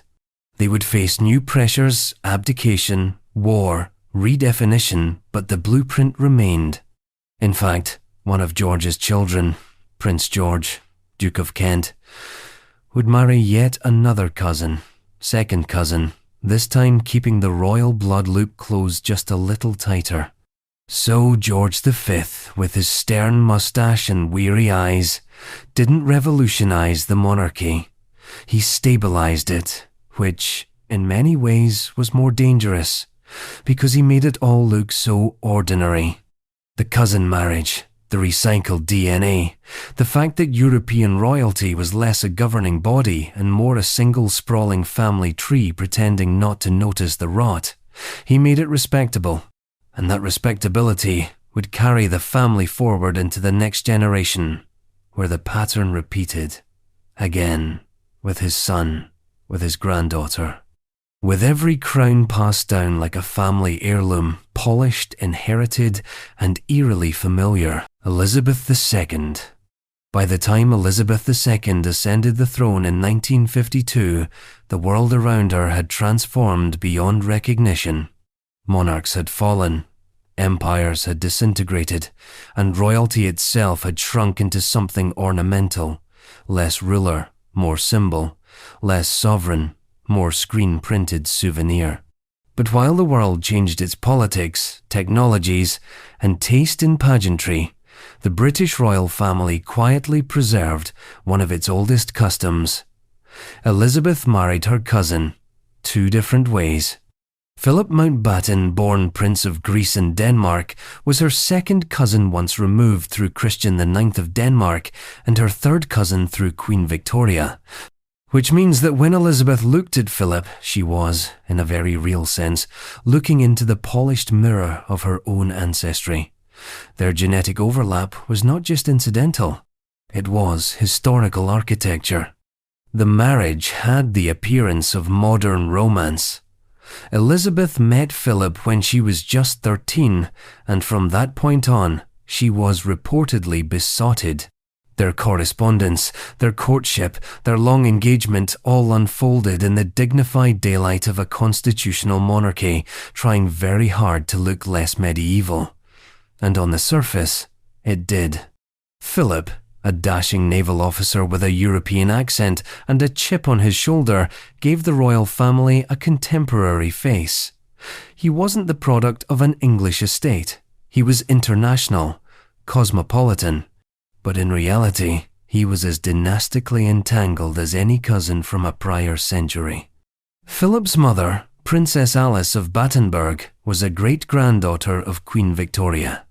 His father, Prince Andrew of Greece and Denmark, descended directly from Christian IX, the so-called father-in-law of Europe, whose descendants littered nearly every major throne on the continent.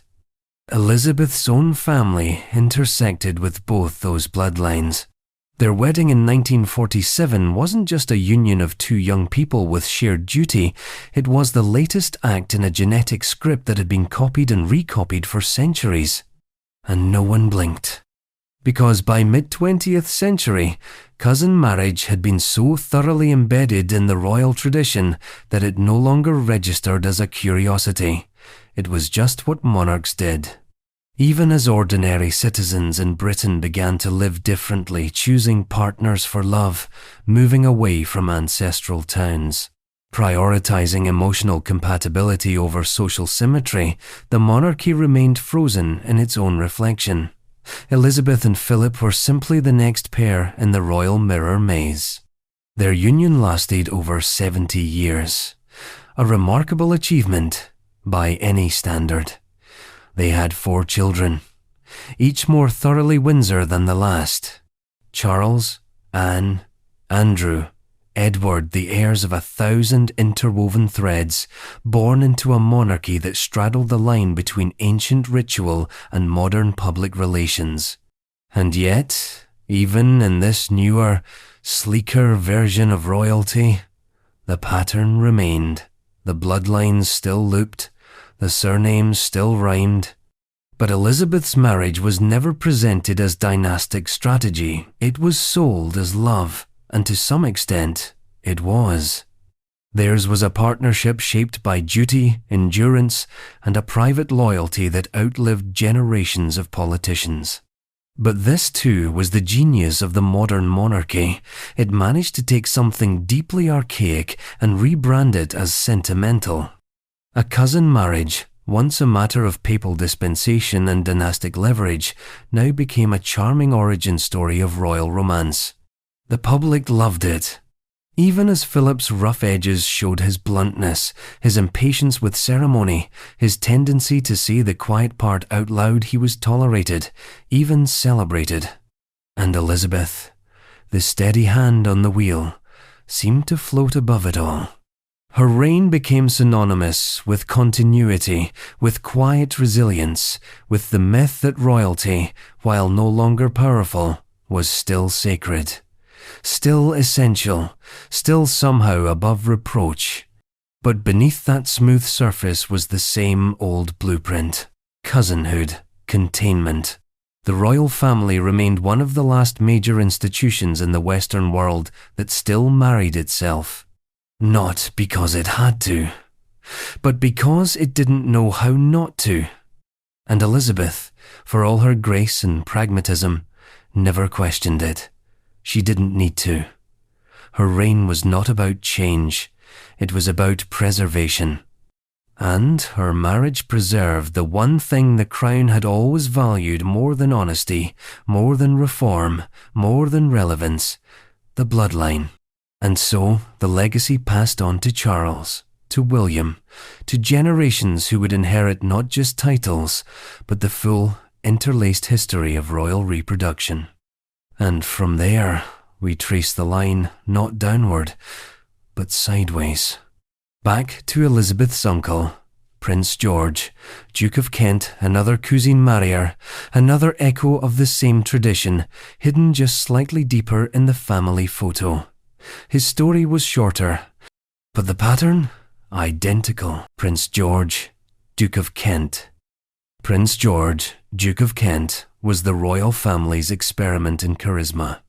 The younger brother of Edward VIII and George VI, he seemed at least briefly like a modern prince carved from a more glamorous mold. Handsome, well-dressed, fluent in multiple languages, George had the kind of social gravity that made him the unofficial liaison between British royalty and continental style.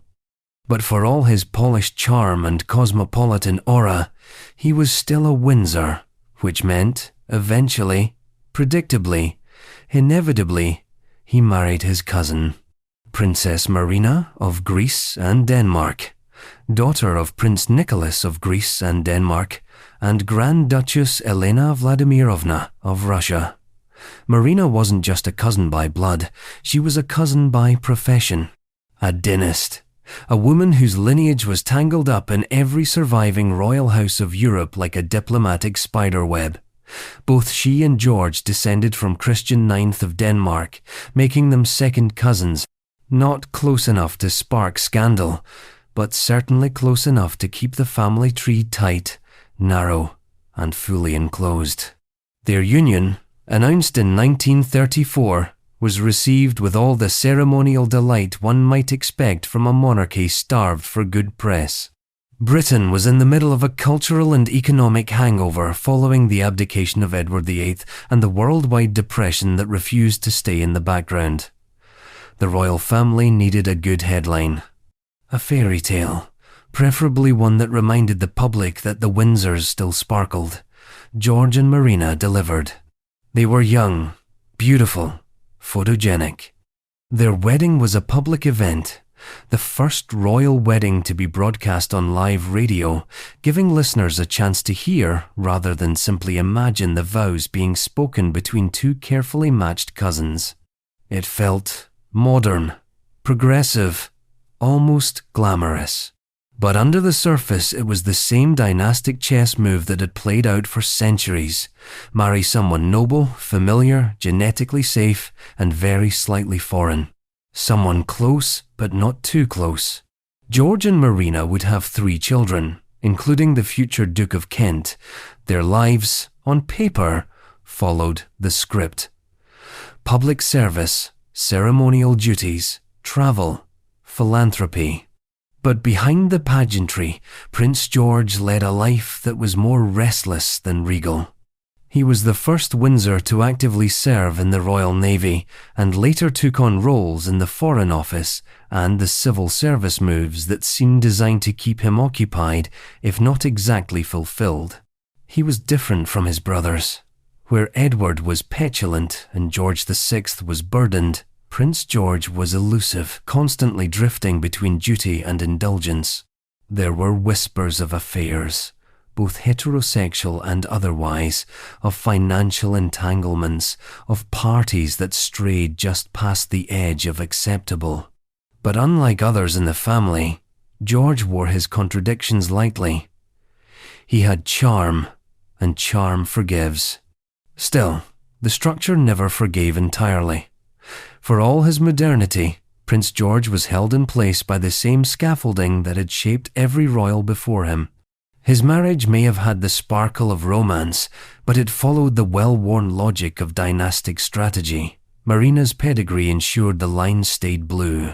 Her foreignness gave the family an international gleam without the risk of unfamiliar blood. She was, in every way that mattered, exactly the kind of bride the Windsors had been selecting since before they were even called that. But the story doesn't end with a long reign or a peaceful retreat. Prince George's life was cut short. In 1942, during World War II, he died in a military air crash in Scotland under circumstances that, to this day, remain just opaque enough to tempt speculation. The only member of the royal family to die on active service during the war, gone at 39. A modern royal life, interrupted but not unprecedented. Because what George represents is not exception, but continuation. His marriage to Marina may have worn the costume of a fresh start, but it was just the next act in a very old play. The Windsors didn't invent cousin marriage. They perfected it, cloaked it in decorum, broadcast it over the radio, turned it into ceremony, but the underlying logic was unchanged. Keep the blood close, keep the name royal, keep the tree from branching too far out. And so the pattern persisted. Even as war redrew the map of Europe, even as thrones fell and republics rose, the British monarchy held fast to its oldest instinct. Which takes us further back to another royal woman who married her cousin in a time before cameras, before microphones, before modernity had the decency to act surprised. Princess Mary, Duchess of Gloucester, a George III daughter, a cousin by birth, a cousin by marriage, and another quiet link in the endless hereditary loop. Princess Mary, Duchess of Gloucester. Princess Mary, Duchess of Gloucester, was born into a family where the concept of privacy had long been replaced by protocol, and marriage was less about courtship and more about cartography. She was the 11th child and 4th daughter of King George III and Queen Charlotte, yes, that George III, the one who famously lost America and possibly his mind. Raised in a royal household rigid with etiquette and saturated with ceremonial purpose, Mary never had the luxury of imagining her life as her own. From her first breath, she was an instrument of dynasty. And instruments, by design, are not allowed to choose their own music. So, in true royal tradition, she married her first cousin, Prince William Frederick, Duke of Gloucester in Edinburgh, son of George III's brother, the Duke of Gloucester. That made William and Mary direct first cousins, no removes, no genealogical cushioning, no ambiguity. This was not a distant connection hidden under layers of noble heritage. This was straightforward, blood-level repetition, the kind of union that, if it happened today, would spark tabloid frenzy and awkward dinner table silences.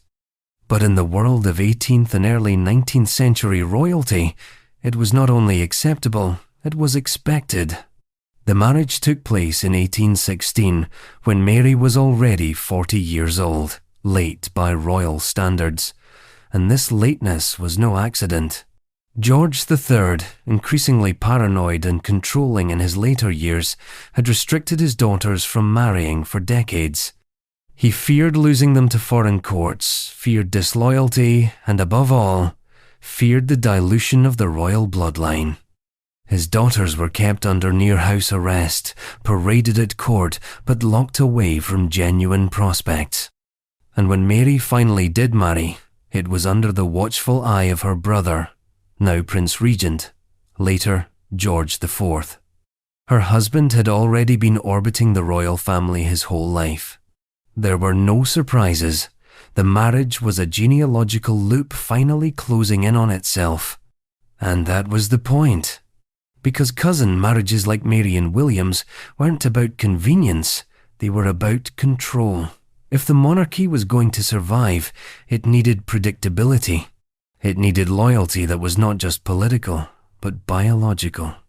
And what better way to ensure that than to marry someone who had been raised in the same court, breathed the same protocols, and descended from the same genetic blueprint. Of course, their marriage was childless. Whether due to age or health, the union produced no heirs. But it wasn't about heirs not anymore. Mary's marriage was symbolic. A visible reminder that even as England flirted with modernity, with industrial revolutions and changing social orders, the monarchy still obeyed its oldest instinct: marry your own. Mary herself was not particularly political. She did not make speeches or write manifestos, but she was a fixture of the court for decades. Widowed in 1834, she became the last surviving child of George III, living until 1857, well into the reign of her niece, Queen Victoria. In many ways, Mary was a living relic, a bridge between the powdered wigs of the Georgian era and the black-clad mourning of Victorian England. She watched the monarchy morph from an absolute institution into a symbolic one. She saw her cousins, nephews, and nieces rise, fall, and reform the very system she had been born into. But through it all, she remained loyal to the logic that had governed her entire life: duty above choice, family above all. Her marriage, quiet and largely forgotten in the great scroll of history, is nonetheless essential to understanding the inner mechanics of royal preservation. It wasn't scandalous, it wasn't passionate, it wasn't even particularly eventful, and that's exactly what made it so powerful. It was a demonstration of how the crown doesn't just rule through law or war, it rules through the consistent replication of itself, through strategic sameness. And so, Princess Mary and her cousine husband exist in the royal record as an embodiment of that sameness. Not revolutionary, not romantic, just loyal. And in that loyalty, they upheld a system that would continue to bind England's royalty for generations to come. A system that did not weaken with time, it only evolved. Because even those who died before they could marry were often engaged in arrangements that followed the same closed logic. Like Prince Albert Victor, Mary's great-nephew, a man remembered more for his absences than his achievements, but one whose engagement once again pointed inward to his cousin, naturally. Because when it came to the monarchy, even hypothetical marriages obeyed the same ancestral blueprint. Prince Albert Victor. Prince Albert Victor, Duke of Clarence and Avondale, was born into a system that had already made most of his decisions for him.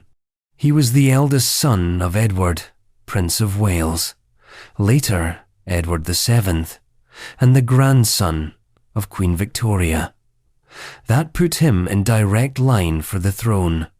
And like so many of his ancestors before him, his name was picked from a legacy and his future arranged from a bloodline. His path was not his own. It was inherited, curated, engineered, and, of course, destined to loop back into itself. He never made it to the throne. He barely made it to 28. But before he died suddenly, during an influenza pandemic, he was engaged to his second cousin once removed. Her name was Princess Mary of Teck.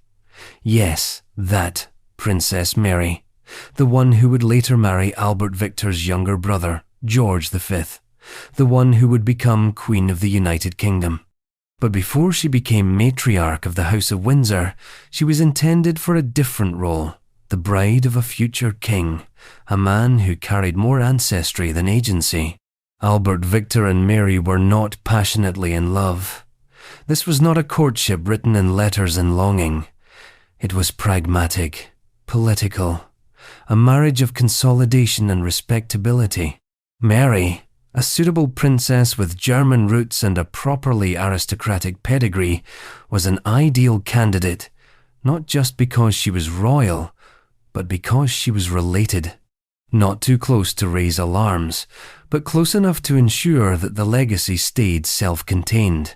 The engagement was announced, celebrated, and documented. And then, weeks later, Albert Victor died. His death, abrupt, mysterious, and tragically young, has attracted centuries of speculation. Rumors have swirled around him like smoke. Some say he was intellectually unfit to rule. Others link him, dubiously, to infamous crimes. But one fact remains untouched by gossip. Albert Victor was a living embodiment of the royal blueprint. Groomed not just to rule, but to marry in a way that preserved the blood. He was the next iteration of a formula the monarchy had perfected, an heir with familiar DNA. Engaged to a cousin from the proper stock, designed to father the next round of royals who would all look slightly, eerily alike. And when he died, the blueprint simply adjusted. Mary, still young and dynastically valuable, was not allowed to fade into the background. She was, after all, still perfectly positioned within the genetic parameters, so the crown reshuffled.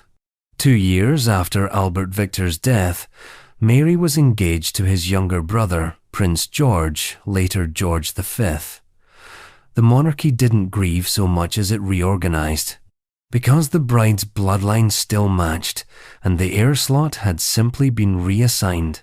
This is how dynasties function, not as sentimental stories, but as systems.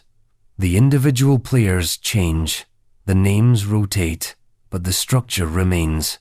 Albert Victor may have died before his wedding, but his engagement was enough to prove that the logic of cousin marriage was still alive, still quietly charting the course of royal unions.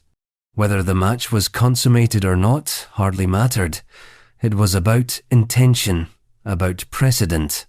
In fact, his engagement to Mary illustrates how little control royal heirs had over their futures. Albert Victor wasn't particularly driven. By many accounts, he lacked the intellectual sharpness that tends to inspire confidence in an heir. He drifted between military posts, performed ceremonial duties, and lived largely under the protective fog of royal deference. His one clear assignment was marriage, and even that was arranged by committee.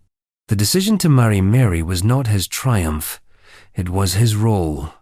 And when he was gone, the role remained, unfilled for a moment, then quickly reassigned. The seamless transition from one brother to another with the same intended bride is not just a footnote in royal history, it's the entire thesis. It shows that the bloodline matters more than the person.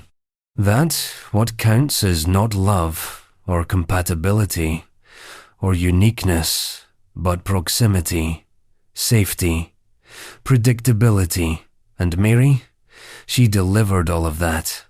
A perfect match, with interchangeable princes. Albert Victor's absence left barely a ripple in the dynastic plan.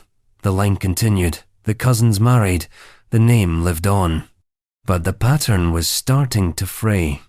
Because just a few generations earlier, there had been another heir, another young royal born of cousin marriage, who carried the same family burdens, but at a time when those burdens came with thrones, not headlines.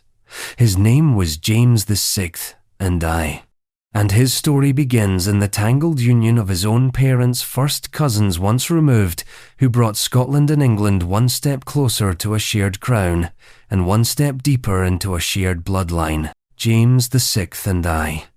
When James VI of Scotland also became James I of England in 1603, it wasn't just a political unification, it was a genetic inevitability. The crowns were merging, yes, but so were the bloodlines. And James was already the physical proof of that merging, a dynastic artifact born not from conquest, but from a cousin marriage. Specifically, his parents, Mary Queen of Scots, and Henry Stuart, Lord Darnley, were first cousins, once removed. Their shared ancestry traced directly back to Margaret Tudor, sister of Henry VIII, which meant James wasn't just a royal child, he was a consolidation strategy with a face. The marriage of Mary and Darnley was a union forged less in passion and more in precedent.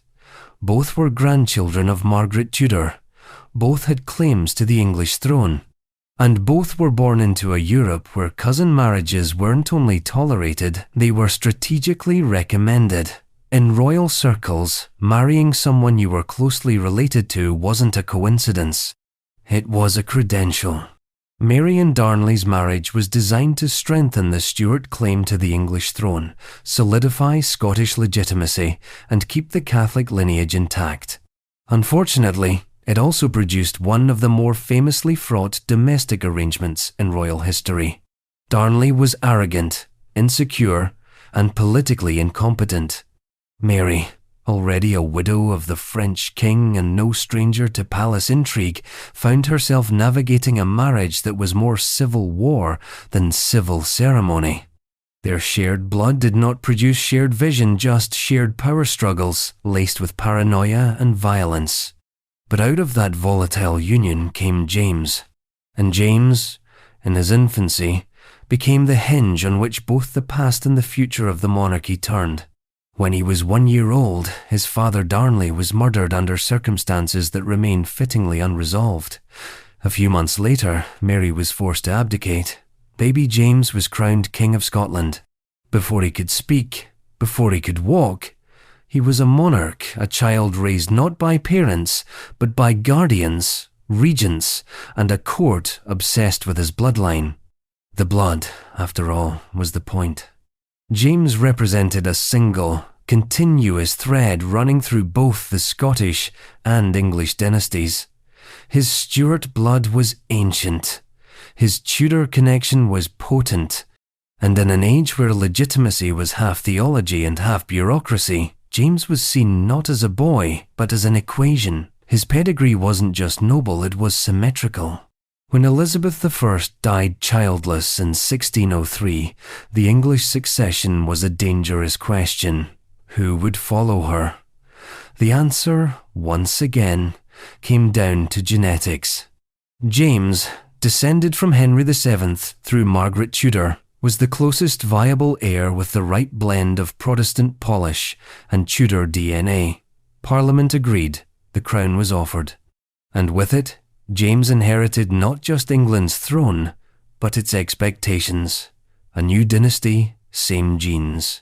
He brought with him to England a peculiar set of habits, a Scottish accent, a love of theology, a distrust of nobles, and a court filled with favourites who made the English establishment nervous. But through it all, James leaned heavily on his divine right to rule, justified not merely by God, but by blood. He believed kings were appointed by heaven and bred by history. The Stuart line, to him, was sacred geometry. And yet, beneath the divine rhetoric and courtly drama, was the quiet reality that James was the product of a family tree with fewer and fewer branches. His parents' close kinship was not an anomaly, it was part of a centuries-long compression, a shrinking circle of noble blood, repeated names, and recycled ancestors. The Tudor-Stuart fusion was just the latest chapter in a long experiment of cousinhood. James reigned for over 2 decades in England, and longer still in Scotland. He commissioned the King James Bible, survived the Gunpowder Plot, and oversaw the beginnings of English colonization in North America. But he also passed down to his children the same royal legacy that he had inherited, a claim justified by closeness, a throne secured by familial fusion. His son, Charles I, would inherit more than a crown. He would inherit the consequences of James's absolutism, his assumptions of divine blood, and his refusal to compromise with a world increasingly resistant to inherited power. But James's own story circles back to the fundamental contradiction: a man raised to unite kingdoms, born of a marriage that was already doubling down on dynastic proximity. His reign was meant to usher in a new era of unity. Instead, it cemented the old pattern: royalty marrying royalty, bloodlines closing in, and history repeating itself in increasingly familiar faces. And speaking of repetition, we now slide backward once again into the medieval past to another English king whose marriage would reinforce that same pattern under a different crown and a different century: Edward II. A monarch defined as much by scandal as by ancestry. And once again, his bride? Closely related. Because of course she was. Edward II. Edward II was never supposed to be an enigma. He was supposed to be a continuation, another Edward in a long line of warrior kings, born with a crown practically stapled to his head and the genetic paperwork to back it up. But Edward II did not behave the way a Plantagenet was supposed to. He did not lead armies with fire in his eyes. He did not build monuments to his own glory. He did not marry for romantic grandeur or dynastic novelty. He married his cousin, Isabella of France, because that was what royalty did, and then everything slowly unraveled. Let's begin where all royal dysfunction does, at the altar. Isabella was the daughter of Philip IV of France, Philip the Fair, though fairness, in his case, was skin deep. The marriage between Edward and Isabella was a classic medieval alliance. England and France, 2 kingdoms in eternal flirtation with war, sealed another temporary truce through a royal wedding. But Isabella and Edward were not just political tokens.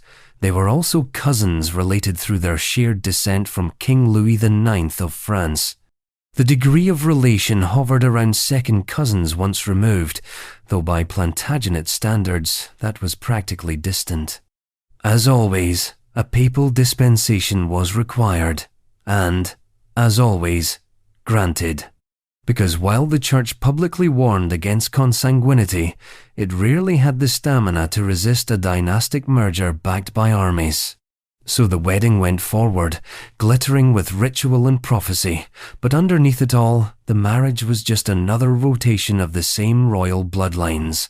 More symmetry, more repetition. The couple married in 1308.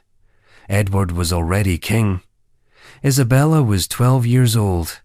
From the beginning, their union was strained not just by age or politics, but by personality.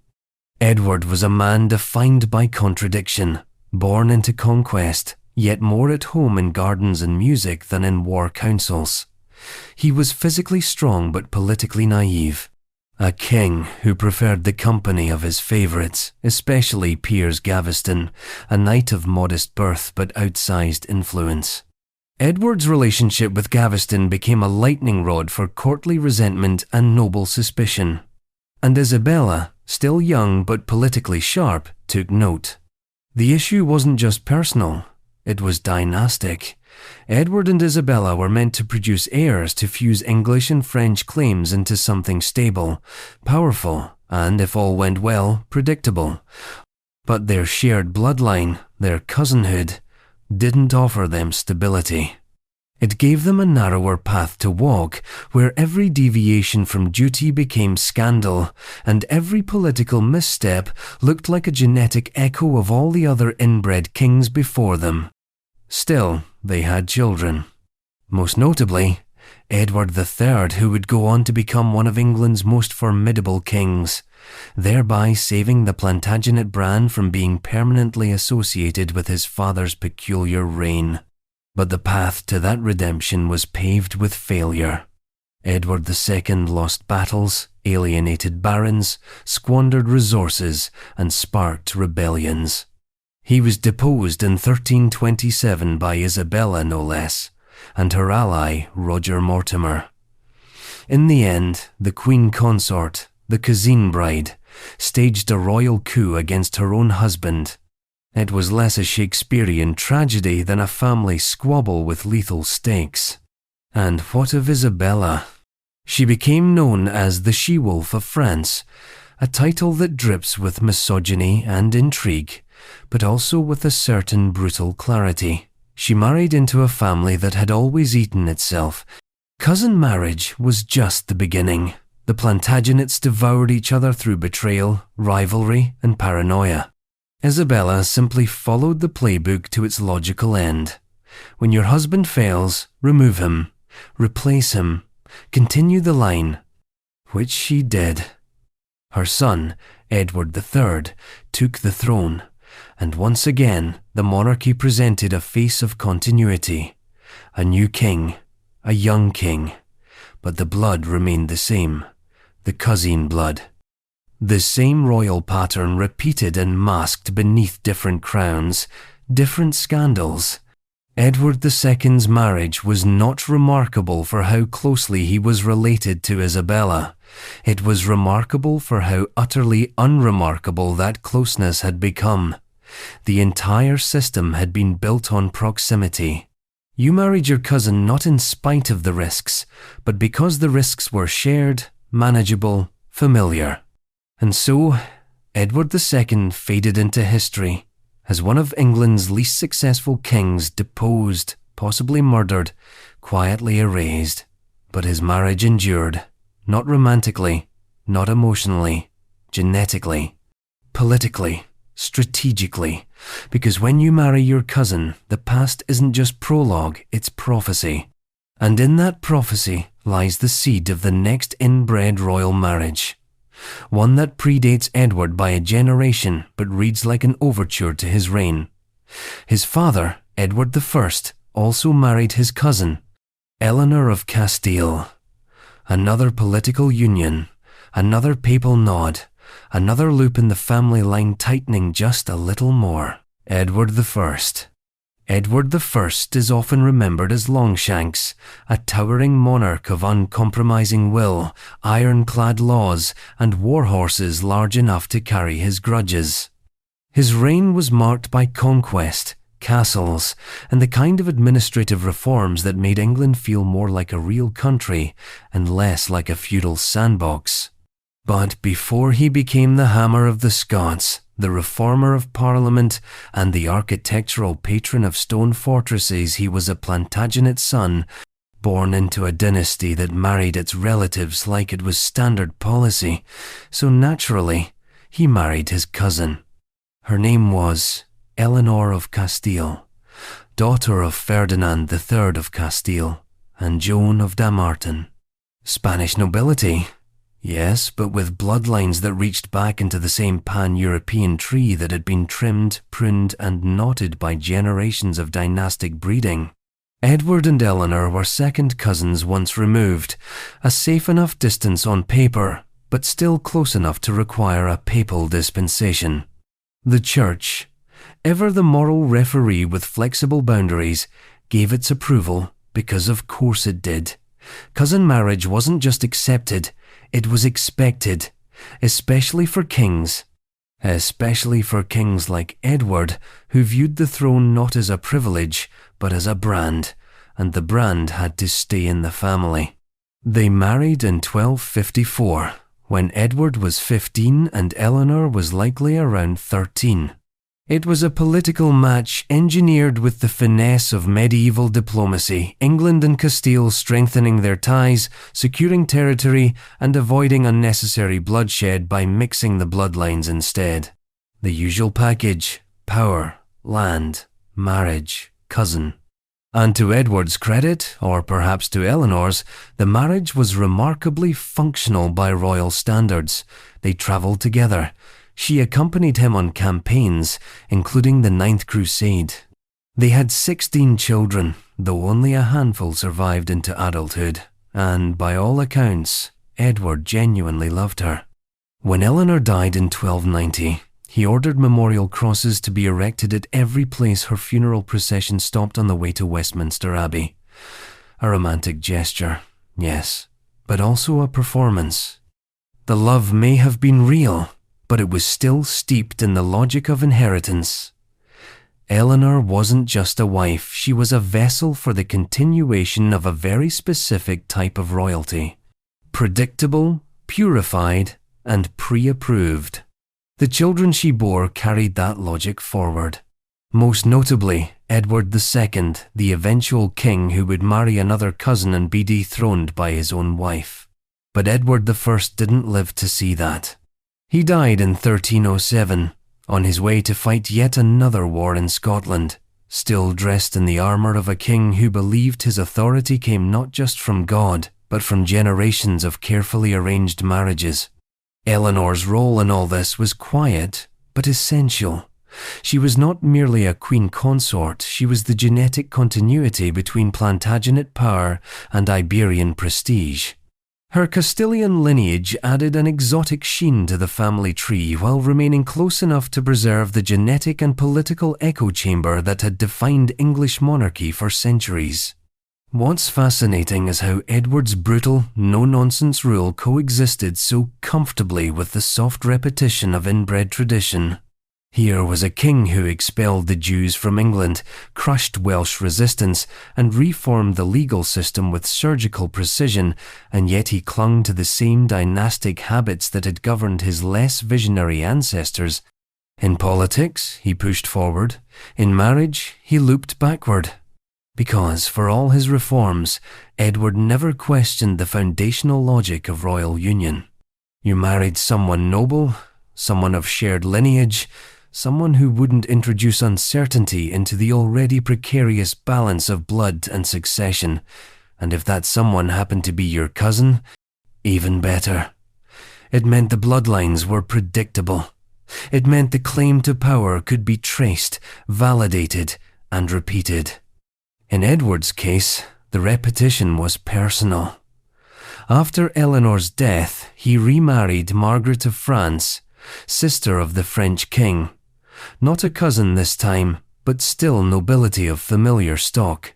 He had more children with her, more pieces in the dynastic game, because kings may die, but the pattern must continue. And so, Edward I, reformer and warrior, lives on in history books as a builder of nations. But beneath the stone castles and legal codes was a much older architecture.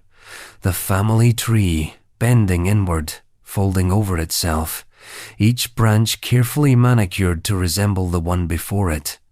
Which brings us, quite naturally, to yet another monarch who followed the same blueprint with the same blind confidence.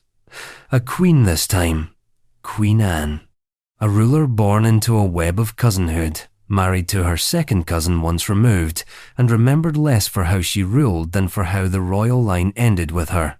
Because even the most carefully bred dynasties eventually reach their breaking point. Queen Anne. Queen Anne was not a queen of conquest, of pageantry, or even of longevity. She was a queen of transition, awkward, weary, and stitched into the seams of a dynasty that was coming apart at the blood. The last of the Stuarts, Anne didn't just represent the end of a royal line, she embodied its consequences. She was the culmination of centuries of cousin marriages, dynastic shortcuts, and the mistaken belief that family trees should be closed loops. Her life was one long, quiet demonstration of what happens when a monarchy breeds for legacy and ends up with silence. She married Prince George of Denmark, her second cousin once removed. A soft-spoken, corpulent figure, George was not a political threat, not a romantic spectacle, and certainly not an intellectual match. But he was Protestant, noble, foreign but not too foreign, and of course related. Their common ancestry through King Frederick II of Denmark and Scottish royalty made the match both convenient and comfortably familiar. It was a marriage chosen not for chemistry, but for compatibility in the only category that mattered to monarchs: lineage. Theirs was a private relationship, no scandals, no mistresses, no flair. They were, by all accounts, affectionate, mildly, undramatically so, which, for the royal family, was practically revolutionary. But behind the domestic calm, the same dynastic strategy played out. Anne was supposed to do what every queen consort and now queen regnant was expected to do: produce heirs, specifically sons, preferably healthy ones. The Stuart bloodline, already precarious, needed more than political consolidation. It needed children. It needed bodies. Anne was pregnant 17 times. 17. Of those pregnancies, only 5 children were born alive. Of those 5, only 1 survived infancy. That child, William, Duke of Gloucester, died at age 11. And so, beneath Anne's reign, the first of the officially United Kingdom of Great Britain, lay a quiet tragedy: the inability to produce a living heir. Not for lack of trying, not for lack of devotion, but possibly, inevitably, due to the very thing the monarchy had always relied on: familial closeness. Anne herself was the product of cousin marriage. Her father, James II, was married to Anne Hyde, his first cousin once removed. The gene pool from which Anne emerged had already been filtered through generations of dynastic repetition. Marrying George did not dilute the line.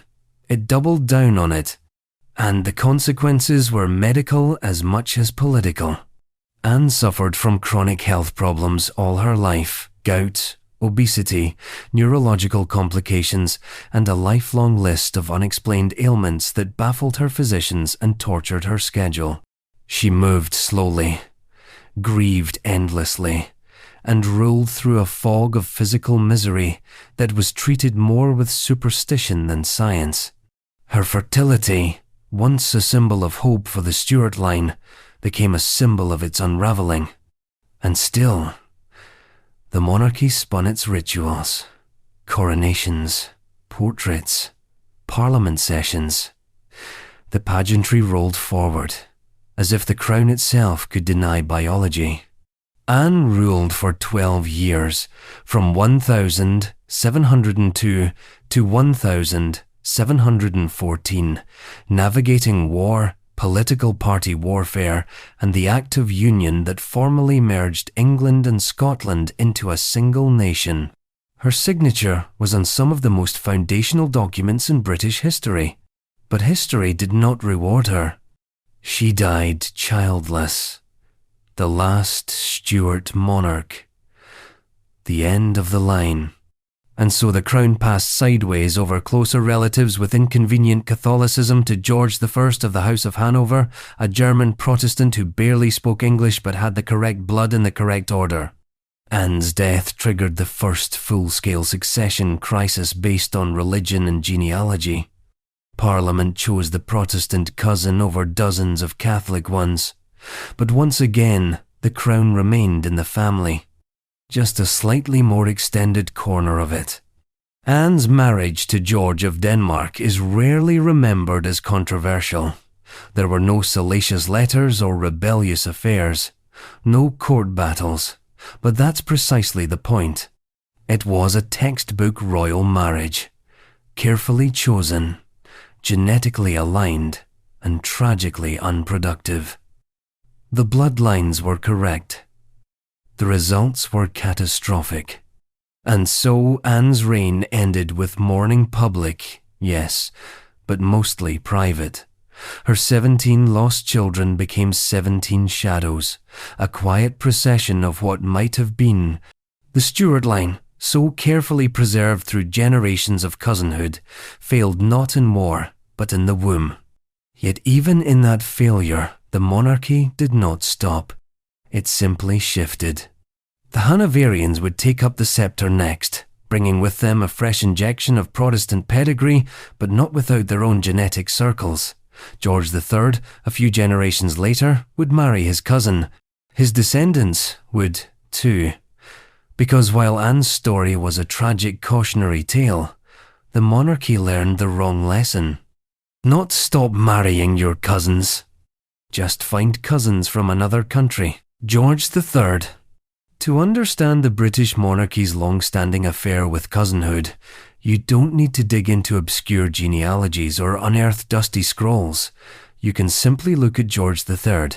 A king most famously remembered for losing the American colonies and going mad later in life, George was also the living embodiment of the royal system's quiet obsession with genetic familiarity. He didn't just inherit the crown, he inherited a playbook, and at the top of that playbook was the rule: marry your cousin, or at the very least, someone who looks like one. So, he married Charlotte of Mecklenburg-Strelitz, his third cousin. The match was arranged with remarkable speed. George III had just become king in 1760, and within a year, Charlotte was shipped over from the small North German duchy of Mecklenburg-Strelitz. They met for the first time on their wedding day. By nightfall, they were married. That sounds shocking to modern sensibilities, but in the world of royalty, it was routine, efficient even. Love was optional, compatibility irrelevant. What mattered was that Charlotte was Protestant, noble, and just distantly related enough to get away with it. Their common ancestry traced back to shared German nobility, and while the third cousin status didn't raise papal alarms the way closer pairings did, it still followed the monarchy's cardinal rule: keep the blood predictably royal. You could add new titles to the family tree, but not new DNA. And yet the match worked. Sort of. George and Charlotte had 15 children. 15. In a royal family where infertility and miscarriages were recurring footnotes, this number was less a statistic and more a dynasty-saving miracle. The family portrait of George III's reign was bursting with heirs, princesses, dukes, and future kings. But as always with royal bloodlines, quantity was not a guarantee of quality. Among those 15 children were scandal, secrecy, and signs that even a prolific royal couple could not outbreed the consequences of hereditary myopia. George III was, at least early in his reign, unusually stable for a monarch. Diligent, conservative, dutiful. He didn't keep mistresses. He was famously faithful to Charlotte, rare, if not revolutionary, for a British king. Their marriage was regarded as a model of domestic virtue, which only made the creeping irony more brutal. Because behind that carefully cultivated image of moral order was a genetic system quietly buckling under its own weight. In the later years of his reign, George III began exhibiting signs of severe mental illness, possibly porphyria, possibly something else. His symptoms were erratic, misunderstood, and often masked by euphemisms. He was eventually deemed unfit to rule, and his son, the future George IV, was appointed Prince Regent. Now, to be clear, the cause of George's illness remains debated, and it would be intellectually lazy to blame it solely on cousin marriage. But it's hard to ignore the pattern. George was descended from generations of intra-European royal unions. His children, too, showed signs of instability, emotional volatility, erratic behavior, and scandal upon scandal. The royal house was a glittering chandelier held together with fraying wires. Even within George and Charlotte's own brood, the repetition was relentless. Their children would go on to marry cousins, lovers of cousins, and in at least one case would conceive illegitimate children with their own relatives. The line wasn't just thin. It was doubling back on itself, like a spiral staircase leading nowhere. Yet despite all this, George III is often framed as a stabilizing figure in British history, and in some ways, he was. He held the throne for nearly 60 years. He weathered revolutions, wars, and public crises, but he did it while clinging to a structure that was already rotting from within. The monarchy under George III looked sturdy, but it was structurally compromised by its own DNA. His marriage to Charlotte became the template for many royal unions that followed. Distant enough to avoid alarm, close enough to ensure nobody in the family photo needed a name tag. It was the kind of union that felt safe because it was familiar. But safety, in this case, meant stagnation. As his mind deteriorated, his family began to fragment. The regency period that followed would see a rise in scandal, moral panic, and a public increasingly uneasy with the idea of hereditary rule. And at the center of it all was a monarch who, for all his virtues and failures, had done exactly what was expected of him: marry his cousin, produce heirs, and preserve the line. Which brings us to one of those heirs, his eldest legitimate son, a man who took the throne as George IV and married his first cousin, Caroline of Brunswick. Their union would be the very opposite of George III's public, combative, and spectacularly dysfunctional. But the bloodline? Still exactly where it was supposed to be. Running in circles, Edward VII.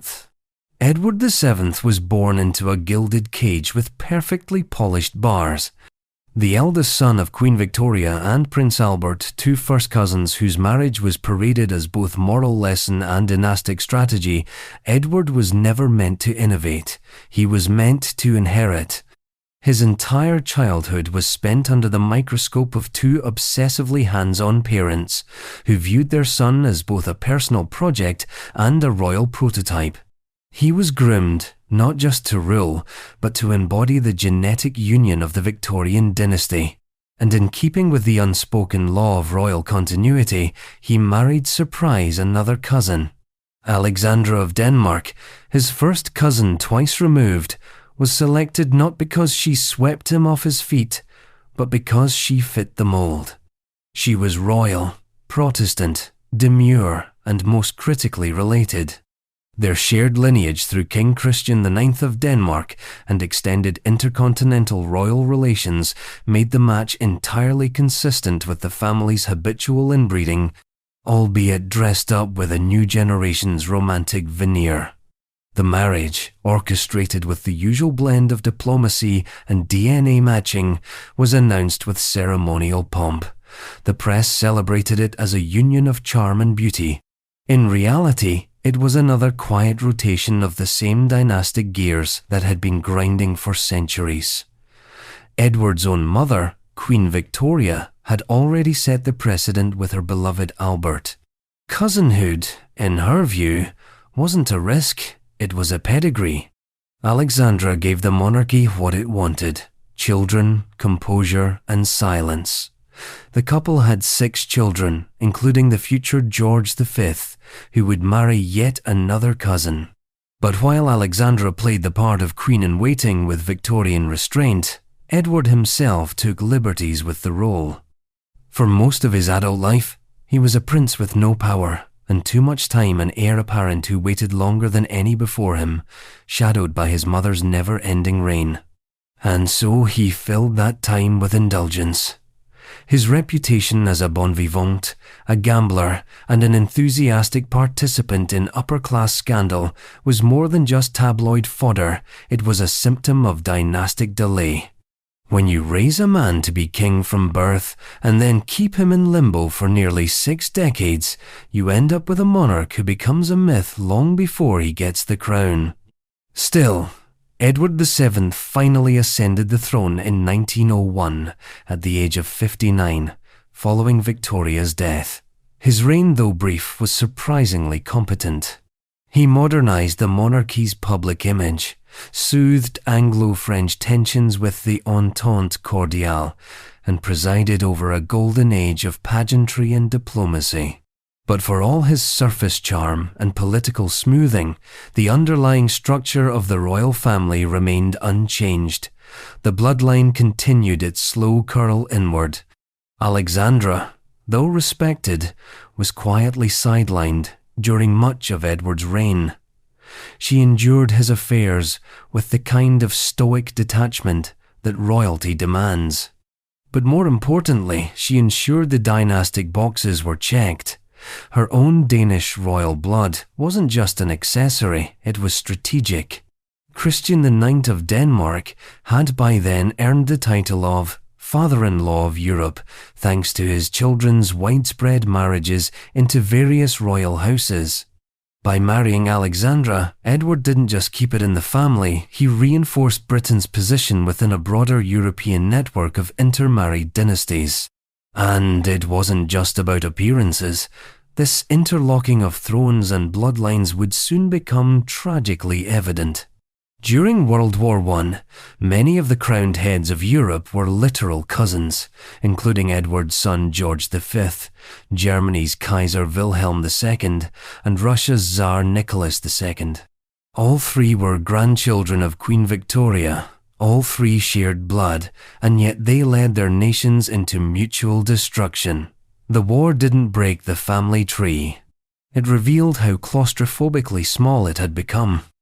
Edward VII died in 1910, after only 9 years on the throne. He was eulogized as a modern monarch, a diplomat king, and a bridge between the stuffy rigidity of his mother's rule and the looming chaos of the 20th century. But his legacy was far more hereditary than historical. He had done what every monarch before him had done: married a cousin, produced heirs, and fed the family line back into itself. The torch he passed to his son, George V, wasn't just ceremonial, it was genetic. George would carry forward the family face, the cousin blood, the looped logic, and the loop didn't stop with him. One of Edward's daughters, Princess Maud of Wales, would marry her first cousin and go on to become queen of a different country altogether. A new throne, a new title. But the same blood. Always the same blood. Princess Maud of Wales. In the history of British royalty, there are those who rule, those who marry rulers, and those who quietly carry the genetic flame from one throne to another, crossing borders without ever leaving the family. Princess Maud of Wales belonged firmly in that third category. A daughter of a king who became a queen in another country, not through conquest, not through election, but through that oldest of royal strategies, marrying her cousin. Born in 1869, Maud was the youngest daughter of Edward VII and Queen Alexandra, which meant that, from the very beginning, she was soaked in blue blood from every direction. Her mother was the daughter of King Christian IX of Denmark, arguably the most dynastically successful father in European history. Her father was heir to the British throne and the product of one of the most genetically self-referential unions in royal memory. Maud's world was filled with tiaras, protocols, and first cousins, many of whom, conveniently, were also eligible bachelors. She chose, or more likely, was steered toward Prince Karl of Denmark, her first cousin. Karl was the son of her mother's brother and her father's cousin. The same bloodlines, looped and double-knotted.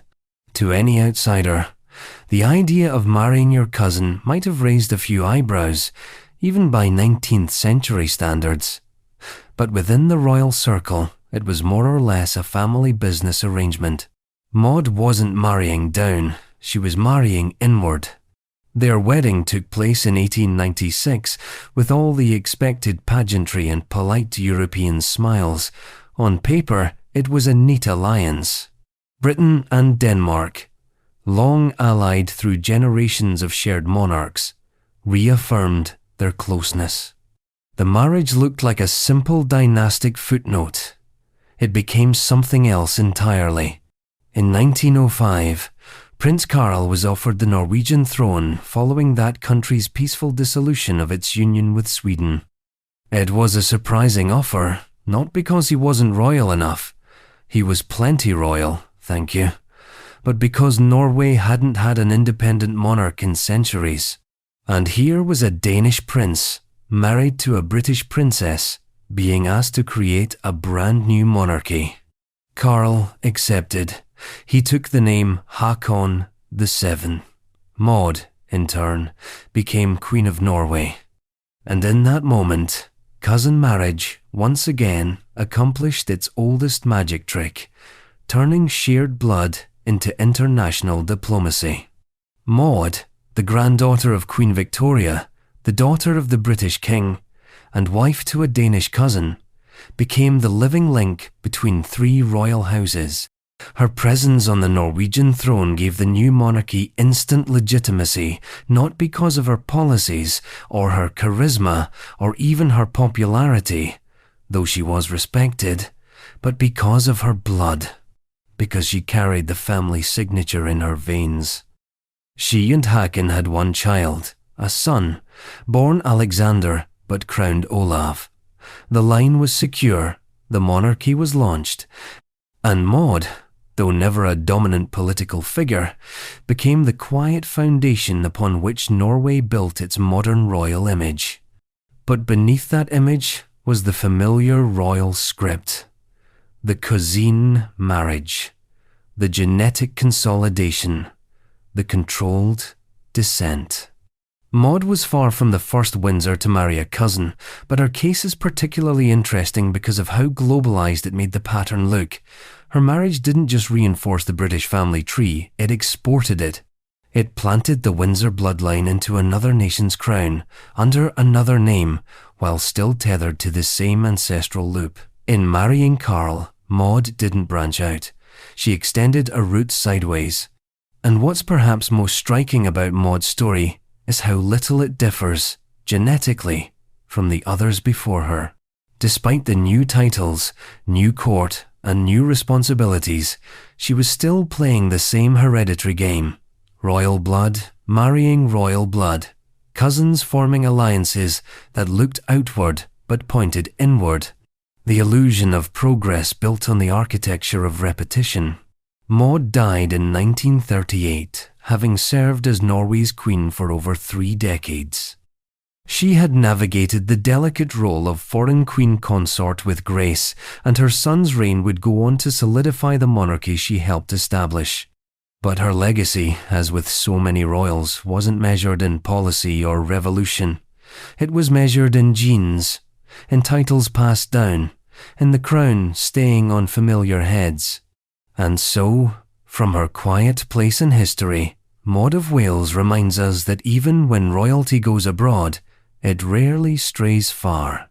The next marriage on our list proves the point again, Princess Alexandra, Duchess of Fife.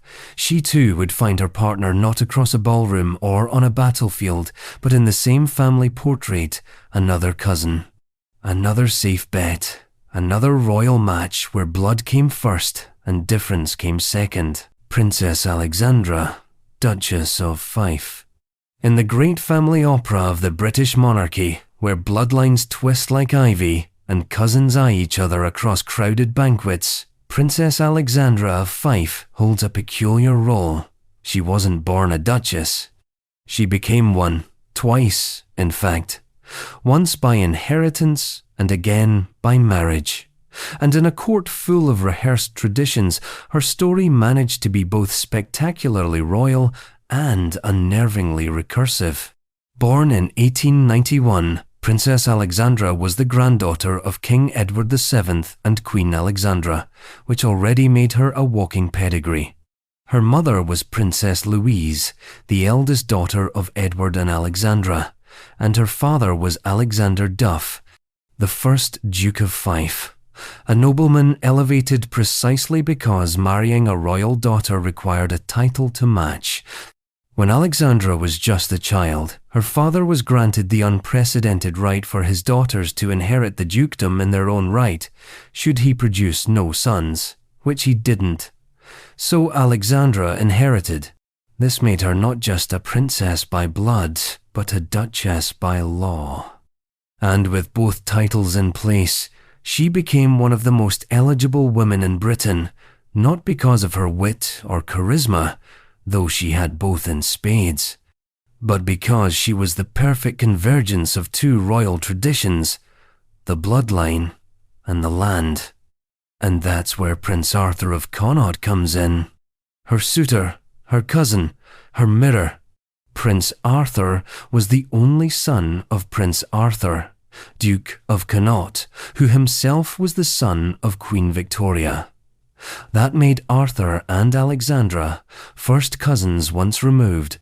But of course, the royal family didn't bat an eye. This kind of pairing wasn't an exception, it was the baseline. Within the Windsor gene pool, a first cousin once removed was practically exotic.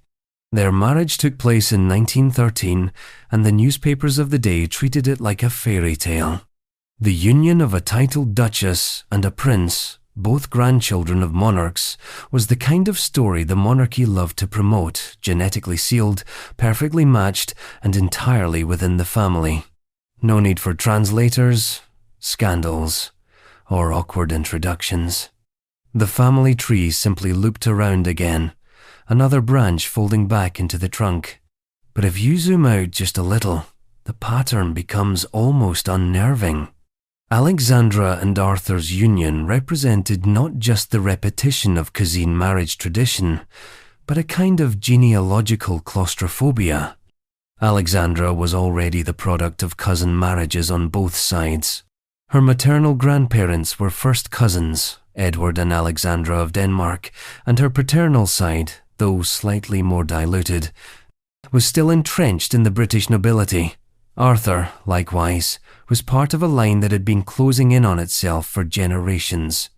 Their marriage wasn't just a connection, it was a convergence. And their child, Alistair Windsor, was the result of that convergence. He inherited the title Duke of Connaught and Strathyarn, and stood as a symbol of everything the royal family had worked so hard to preserve: continuity, visibility, and blood. But that symbol didn't last. Alistair died young, unmarried, and without heirs. The line ended quietly, the title extinguished. The genetic consolidation had gone as far as it could go. Alexandra, for her part, led a relatively quiet royal life. She carried out public duties, attended ceremonies, and represented the crown in that peculiarly passive way that royal women were expected to. She outlived her husband by 2 decades, and despite her status and title, she never remarried. Perhaps she couldn't, or wouldn't. Or perhaps, like many of her generation, she understood that the marriage had not been about choice. It had been about compatibility in the royal sense of the word. Because to be compatible in royal terms didn't mean shared values or chemistry. It meant shared blood, proximity on the family tree, political neutrality wrapped in genealogical sameness. What's fascinating about Alexandra's story is not its uniqueness, but its symmetry. She was a royal granddaughter who married a royal grandson, a duchess in her own right who married a prince, a Windsor who folded her DNA back into the very family she was raised by. And in doing so, she upheld the invisible logic that governed the entire system, that royal blood should never leave the room. That new names were fine, so long as the genes stayed old. Her story is a quiet one. No scandals, no abdications, no revolutions. But it is, in many ways, the most honest portrayal of what the monarchy really was for most of its history. A closed loop of titles, land, and DNA. Repeated, recycled, inherited. And next in that loop is yet another royal who didn't reach the throne but still contributed to the inbred tapestry that kept the monarchy running. Henry IV, a king who married his second cousin once removed. A man who, despite the wars he waged and the crown he seized, couldn't escape the gravitational pull of his own bloodline. Henry IV. Henry IV wasn't born to wear the crown. He took it, wrestled it, actually pried it from the sticky hands of Richard II, his cousin, his king, and eventually his prisoner. And for all that political maneuvering, all that theatrical usurpation, Henry still managed to keep one foot firmly planted in the traditions of royal consolidation. Because after all the rebellion and reform, he did what any sensible English monarch would do when stabilizing a fragile new dynasty. He married his cousin. Her name was Mary de Bohun. She was the daughter of the Earl of Hereford and the great-granddaughter of Edward I, which meant that she and Henry shared a direct Plantagenet bloodline. Specifically, they were second cousins once removed. That mouthful of a title may not sound too dire, but in royal terms, it's cozy just far enough to not raise ecclesiastical eyebrows, just close enough to keep the blood predictable. But of course, their union wasn't sold to the public as a strategic bit of genealogical bookkeeping. It was dressed up as all royal marriages were, as a natural match between noble houses. Henry, then still known as Henry Bolingbroke, had solidified his power through military campaigns and political alliances. Marrying Mary de Bohun wasn't just a romantic gesture, though contemporary accounts do suggest some affection. It was a move on the dynastic chessboard. The de Bohuns were powerful, well-connected, and, most importantly, aristocratic enough to keep the future of the House of Lancaster in the right ancestral corridor. And future, indeed. Henry and Mary had 6 children.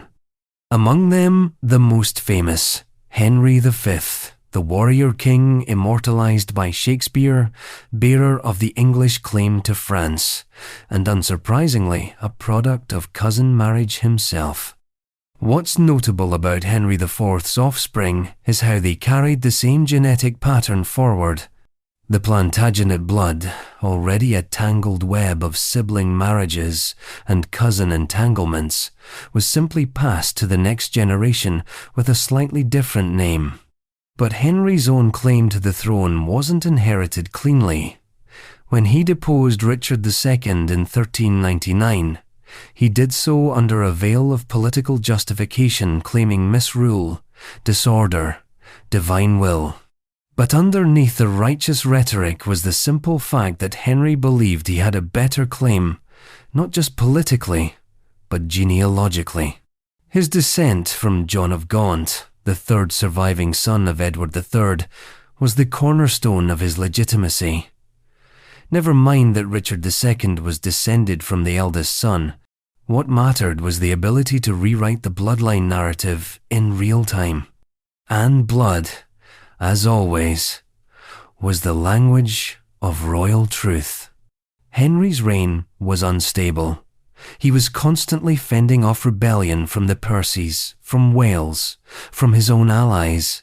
His kingship, unlike that of his predecessors, wasn't draped in divine inevitability. It was contested, fragile, which made his marriage to Mary de Bohun even more critical. Her lineage provided the anchor, the signal that the new king was still, at his genetic core, a true Plantagenet, just wearing red instead of white. Mary died young only in her mid-20s, before Henry became king, but by then she had already done what the monarchy needed from her. She had produced a future.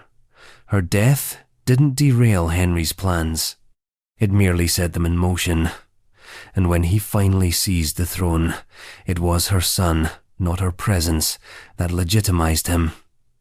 The children of their cousine marriage became the next proof of divine favor.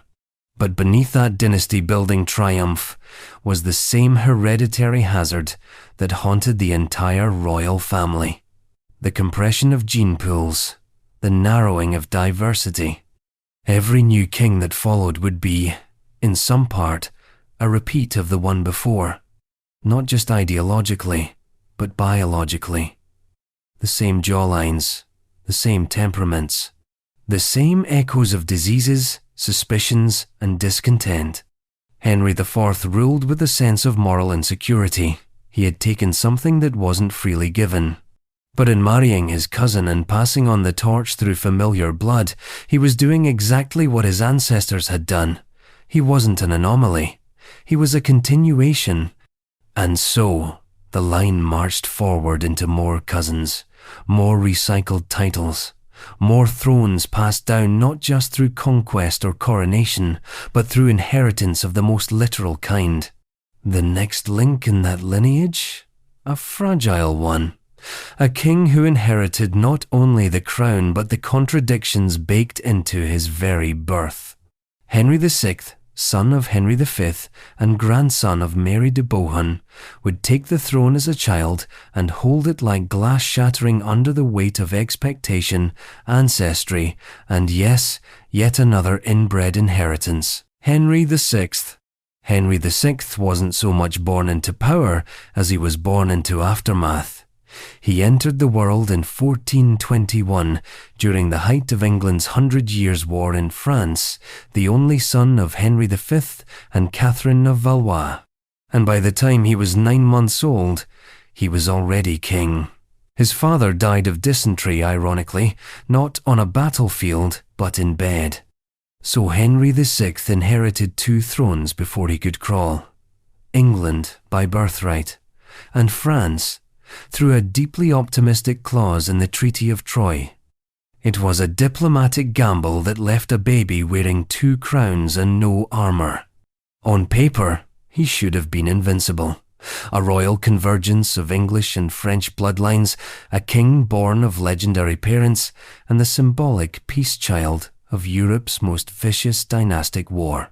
But that paper was already torn at the edges, because underneath the royal gloss, Henry VI was also the product of centuries of controlled breeding. His father, Henry V, was the son of Henry IV and Mary de Bohun cousins. His mother, Catherine of Valois, was the daughter of Charles VI of France and Isabeau of Bavaria, another union shaped more by treaty than temperament. The result? A child who bore the diplomatic hopes of 2 kingdoms and the genetic load of too many ancestral loops. From the beginning, Henry VI was different. He was soft-spoken, pious, emotionally withdrawn, the kind of monarch who seemed more comfortable in a chapel than a war tent. He preferred books to battles, contemplation to confrontation.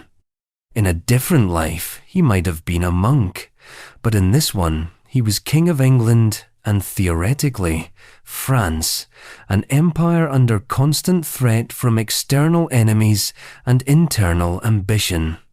And, as he grew, so did the cracks in his crown. By the time Henry was in his early 20s, it was clear that ruling was not his strength. The English territories in France began to erode. The nobles bickered, plotted, and postured. The seeds of the Wars of the Roses were already being sown. And Henry? He floated through it all with a kind of passive, detached sincerity. He prayed, he delegated, he hesitated, and then he faltered. In 1453, the same year, Constantinople fell to the Ottomans. Henry VI suffered a mental collapse. He became unresponsive for over a year, silent, unmoving, a living ghost on the throne. During that time, the court functioned without him. His queen Margaret of Anjou acted as power broker, and his rivals gained ground. And when he finally recovered, however briefly, the kingdom had already begun to split down the middle. But here's the part that matters to us. Margaret of Anjou, Henry's queen, wasn't just a politically strategic match. She was his second cousin once removed. Another French noble, yes, but one already entangled in the same royal genetic network. Her marriage to Henry was meant to stabilize the crown, to produce heirs, to patch together what diplomacy couldn't. It followed the same logic that had governed every other royal union. If in doubt, marry a cousin. And they did have a child, Edward of Westminster. A prince raised in the crucible of civil war, but never crowned, never seated. He died at the Battle of Tewkesbury, leaving no legitimate heirs. The Lancastrian line, built on centuries of interwoven blood, had reached its terminal point. Henry's reign ended not with a bang, but with a shudder. Deposed in favour of Edward IV, briefly restored during a political hiccup, and then finally imprisoned and quietly removed from the equation. His death in the Tower of London was officially blamed on melancholy, though everyone understood it was politics doing what it always does when kings become inconvenient, cleaning up the narrative. But the real narrative is harder to bury. Henry VI stands as a perfect storm of royal tradition gone brittle. A king bred for continuity but not for resilience. A child of cousins, married to a cousin, ruling over a family tree that looked more like a wreath. His failures weren't just political, they were biological. The frailty of his reign mirrored the fragility of his lineage. And yet, the system continued, because there was always another cousin, another relative with a similar claim. And sure enough, Edward IV, the man who dethroned Henry, would go on to marry someone from within the aristocratic loop himself. Elizabeth Woodville, not as close a cousin as others, perhaps, but still entangled in the same English noble lattice. Because even when the crown changed heads, it rarely changed blood. Edward IV. Edward IV was the kind of king who looked like he'd been designed by committee. Tall, charismatic, broad-shouldered, and photogenic by the standards of 15th century woodcuts, he had all the external markings of a natural-born monarch. The first Yorkist king of England, he took the throne not by succession but by force through a series of bloody reversals during the Wars of the Roses. But even after cleaving his way to the top of the dynastic food chain, Edward still turned back to the one strategy that had propped up the English monarchy for generations. He married within the family web. Now, in fairness, his choice of wife, Elizabeth Woodville, was scandalous for its time, but not because of her DNA. It was because of her class. She was a commoner, or at least commoner adjacent, a widow with children, the daughter of a Lancastrian supporter, the kind of woman that whispered rumours and raised noble eyebrows. Yet underneath the controversy, there lingered a quiet genetic convenience. She was distantly related to Edward. Not close enough to cause immediate ecclesiastical panic, but not so distant as to break from the unwritten law of dynastic proximity. They shared noble ancestry through English lines, specifically through the blood of Edward I. That made them roughly fifth cousins, once or twice removed, depending on which genealogist you ask. In today's world, That's barely a flicker on the consanguinity radar. In 15th century royal terms, it was exactly the kind of familiar unfamiliarity that passed as acceptable, not romantic. Not rebellious, just inbred enough to qualify. But Edward didn't care much for papal dispensations or public opinion. His marriage to Elizabeth was done in secret, without permission from his council or the political aristocracy that expected to be consulted. It was personal, impulsive, and at least by medieval standards almost romantic, which made it dangerous. Because when you step even slightly outside the predictable cousin marriage matrix, the whole machine begins to panic. Elizabeth Woodville came with a large family, siblings, parents, political baggage. And Edward, ever the loyal husband in his own paradoxical way, began elevating her relatives to positions of power. Marrying Elizabeth hadn't just been a royal act, it had been a hostile takeover of the aristocratic patronage system. Suddenly, the new queen's brothers were dukes, her sisters were matched with noblemen, her sons from her first marriage were stepping on the toes of established power. This, naturally, did not go over well. The Woodvilles were widely resented by the nobility, seen as opportunistic upstarts who had hacked the royal bloodline through proximity and seduction. But what the nobles didn't want to admit was that this had always been the game. Elizabeth simply didn't play by the expected aesthetic. She didn't arrive from a foreign court with a chest of treaties and a papal blessing. She showed up with roots in English soil and just enough noble blood to technically pass. And their children? Oh, the irony. The infamous princes in the Tower, Edward V and his brother Richard, Duke of York, were the products of this semi-inbred, semi-rebellious union. Their existence would spark one of the most enduring mysteries in British history.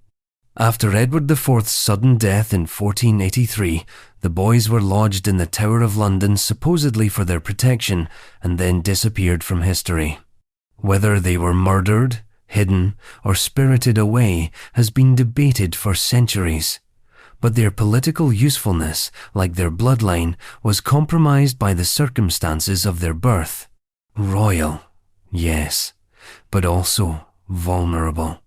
Because even among cousins, not all matches are created equal. Edward IV himself was not immune to the old rules. His reign was a constant exercise in keeping the bloodline narrative intact while trying to modernize it through sheer force of personality. He was, in some ways, a transitional monarch, less devoutly medieval than his predecessors, but still trapped in the genetic choreography of his lineage. His marriage to Elizabeth might have been unconventional in public form, but in private substance, it still obeyed the silent commandment of royal England: keep the blood close, even when you're pretending to rebel. He died young, only 40 years old, and left behind a political powder keg that would ignite the final act of the Wars of the Roses. His brother, Richard III, would take the throne. His sons would vanish. His wife would retreat. And yet, his blood would continue fused into the eventual Tudor claim, embedded in future monarchs, still looping within the same tired dance of noble DNA. And that dance wouldn't end with the Plantagenets. The Tudors too would carry the same genetic torch, no matter how many crowns they seized or enemies they outlived. And now, fittingly, we arrive at the king who forged the Tudor dynasty, with both a sword and a cousin, Henry VII, who married Elizabeth of York, his third cousin. A union meant to end civil war, but, in reality, just another loop tightening.